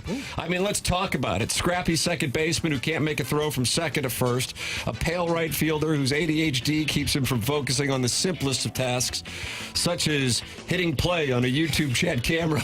Oh, yeah, that's what it is. An over-the-hill veteran who once was banging homers off Hall of Famers, but now needs a PAP machine. CPAP, I guess? I just said PAP. I don't need that anymore. Oh, nice. What happened? I got off, yeah. Oh, wow. Good for you. My number went way down. Oh, that's cool. That's actually big news. Tip of the cap. CPAP machine to get to sleep at night, and some new veteran that no other team wanted, but fits in well with the other failures on the team. With this kind of roster, we are looking to finish dead last in the Barrett Sports Media rankings. We're making history, boys. This is our time. That's from Tiny PP. Tiny PP. I have an idea for a new radio show which feature 5 guys without a plan or any discernible talent. If you tuned in at any given time, you'd probably think these dudes won this job as part of a contest. And if these guys ever tried to do a remote broadcast, neither the audio nor the video would work correctly. And if that show tried to do another remote from that exact same location a mere 20 hours later, somehow the audio would inexplicably malfunction again. I love listening to loud echoes, ear-piercing feedback, and even 2 shows at once, so hopefully they'll be able to pull that off. This new program should probably feature some kinky, like a nervous pale who enjoys rubbing his mom's feet with fried chicken grease. Oh, wow. One of the guys should sneak out of work early, too. Not once or twice, but every single day, like the opposite of quiet quitting. It should be very public daily quitting. Maybe another guy could sit way back in the corner of the room at a little Fisher-Price desk in case uncouth Hoosiers want to call the radio show to share an unhinged monologue song that nobody asked for. And here's the best part. The audience would begrudgingly listen for 4 hours a day, even though they hate absolutely everything about the show. Do you think something like that would work in St. Louis? That's from the JV golf coach. JV golf coach. Misconnection. I walked past you in the Aldi filet mignon freezer. The only words I can use to describe you is very handsome woman. Your musk was a blend of honey-baked ham and lilacs. Your body hair danced in the forest air like Shakira on Valium. You left no note besides the post-baloney wind you broke, leaving me with nothing more than a ghostly whisper in my ears and a few stray waste particles in my nostrils. If you find this, you can meet me at a bedding brick and mortar in Brooklyn. I'll be sleeping on a cardboard box outside awaiting your gaze. Peace and love. That's from Shrimply Pibbles. Shrimply Pibbles. Bagger Vance is trash. Jackson has just lost all respect from all golfers and most listeners. Jackie, watch the movie again without your pretentious East Coast private school goggles on. Bagger overcomes so many obstacles and lives on as the hero we all deserve. Jackie wouldn't know a good movie if I bit him in the ass. That's from Brant. Brant? Brant. That came from Brant. He's new. Your name sounds like a sound. Your name sounds like a sound. Yeah, 3, 2, You don't 1. like the name Brant? Oh. Guys, Plops here. Great job with the golf tournament as always. I didn't play in it this year, unfortunately. I didn't play in it last year, any other year, come to think of it. Anyway, I was watching the live stream, and as soon as the broadcast wrapped up, Doug stood up from behind the table and walked to the front of it so he's on full display on the live stream. Guys, he was wearing a skort. You know, those short skirts with athletic shorts built in so your minge doesn't hang out? That's what he had on. Cute, sporty, and perfect for walking up and down the fairways, farting into the breeze. I did end up coming down there just to hang out. I wandered the course for a bit and something strange happened. I was on the 7th green, which backs up to that patch of woods. As I was walking alone from deep in the trees, I heard psst, psst. Guy was in the woods trying to get my attention. I noticed what looked like a little path into the wilderness, so I followed it. Back there, I found a portly gentleman with a shaved head and a hot dog cart. He said he was selling hot dogs for charity and that he wanted me to make a donation. I pressed him for more information because something seemed odd about the whole deal. He said, you make a donation at $10 or more, and I eat one of these hot dogs. I told him I wasn't really interested, and he said, fine, I guess we can blame you and your cheapness when I have to furlough Darren Atkins again. I said, Darren Atkins doesn't even work here anymore. And he said, shut up, I'm the director of finance. I make the rules around here. Confused and a tad upset, I walked back to the course, and there was Doug waiting for me near the cart path in his skort and his Jackie O sunglasses. He grabbed my hand. We wandered the entire back nine holding hands, waving to the guests while that skort flew up in the air. Guys, you look like Marilyn Monroe out there. That's from Misty Plops. Misty Plops. And finally, if the Cardinals lose a series in an oversized warehouse, getting outscored by a combined score of 21-2, but the rubber game was broadcast on a Shishwali app that nobody watched outside from a geriatric blind man who bitched about the commercials he couldn't see, does it count as a series loss? The Doggies picked up their first league win since March 15th with the game-winning goal coming via spot kick in extra time. But we're not going to talk MLS. Well, at least not until Chris Kerber spends 10 minutes teeing off on the MLS broadcasters instead of previewing the Stanley Cup Finals because Curbs doesn't realize you can toggle to the local radio broadcast on the Apple TV MLS Season Pass. That's correct. There is an option on the Apple TV that you can listen to the radio broadcast. I think it might only be for home games, though. Oh, is that right? I think so. The Pacers eliminated the Knicks in 6 with Pascal Siakam depriving Timothy Chalamet, Jenner Kardashian of any more opportunities to look like a courtside douche. And what's the media in this town talking about? Some 71-year-old podcasters doing live reads for granola bars. Up next, we got Timu Roger Ebert here to tell us how much a movie he hasn't seen is going to suck based on the number of cameos in a 2.5-minute trailer. Libby Jack said these rebooted sequels to popular comedy films from 30 years ago don't work, then immediately followed that statement with, it'll make Netflix a ton of money. Seems like they work then. Even Fletch Lives banked 4 times its budget. What doesn't work is the YouTube feed on TMA remotes when Libby Jack is present. Even Libby Jack admitted the presentation would have been fine Thursday if he wasn't there, but rather than elaborate, he just said it's a long story. Oh, what a tangled web we weave. That's from Buck Swope, DBA, the Recess Lady's Breast, and that's what we have for the Design Air Heating and Cooling email today. Somebody's going to win $50, Doug. Well, there were some good ones in there. Some really good ones. And the $50 incentivized the players, and they responded. I'm going to go with a fellow by the name of Al in Dadeville. Thought he had the best one. Al in Dadeville. Are robots eligible? Because I like Email of the Day AI. I'm going with the JV golf coach. Congratulations to Email of the Day AI. You have won. Damn it, Lucas. The Design Air Heating and Cooling Email of the Day. What a win for Email of the Day AI. 100 West Dental was present, closest to the pin competition on number 9 at the Dotem. 100 West Dental. That's Dr. Brandon Pryor and his team. No phone call needed to get in. Just check the calendar online for availability and book right then and there. They're located on Manchester in Baldwin. No insurance, no problem. The membership plan at 100 West Dental aids in the cost of dental work for those who do not have dental insurance. It's 100westdental.com, or you can call 636-585-0100. They have a huge offer going on right now that if you mention my name, you get $1,000 off Invisalign at 100 West Dental, online at 100westdental.com. BK and Ferrario are coming up next. For Jackson Burkett, for Chairman Kurt, for Martin Kilcoyne, for my brother Kevin, for Douglas Elvin Vaughn, I'm Tim McKernan. This has been TMA, presented by Brown and Crouppen on 101 ESPN.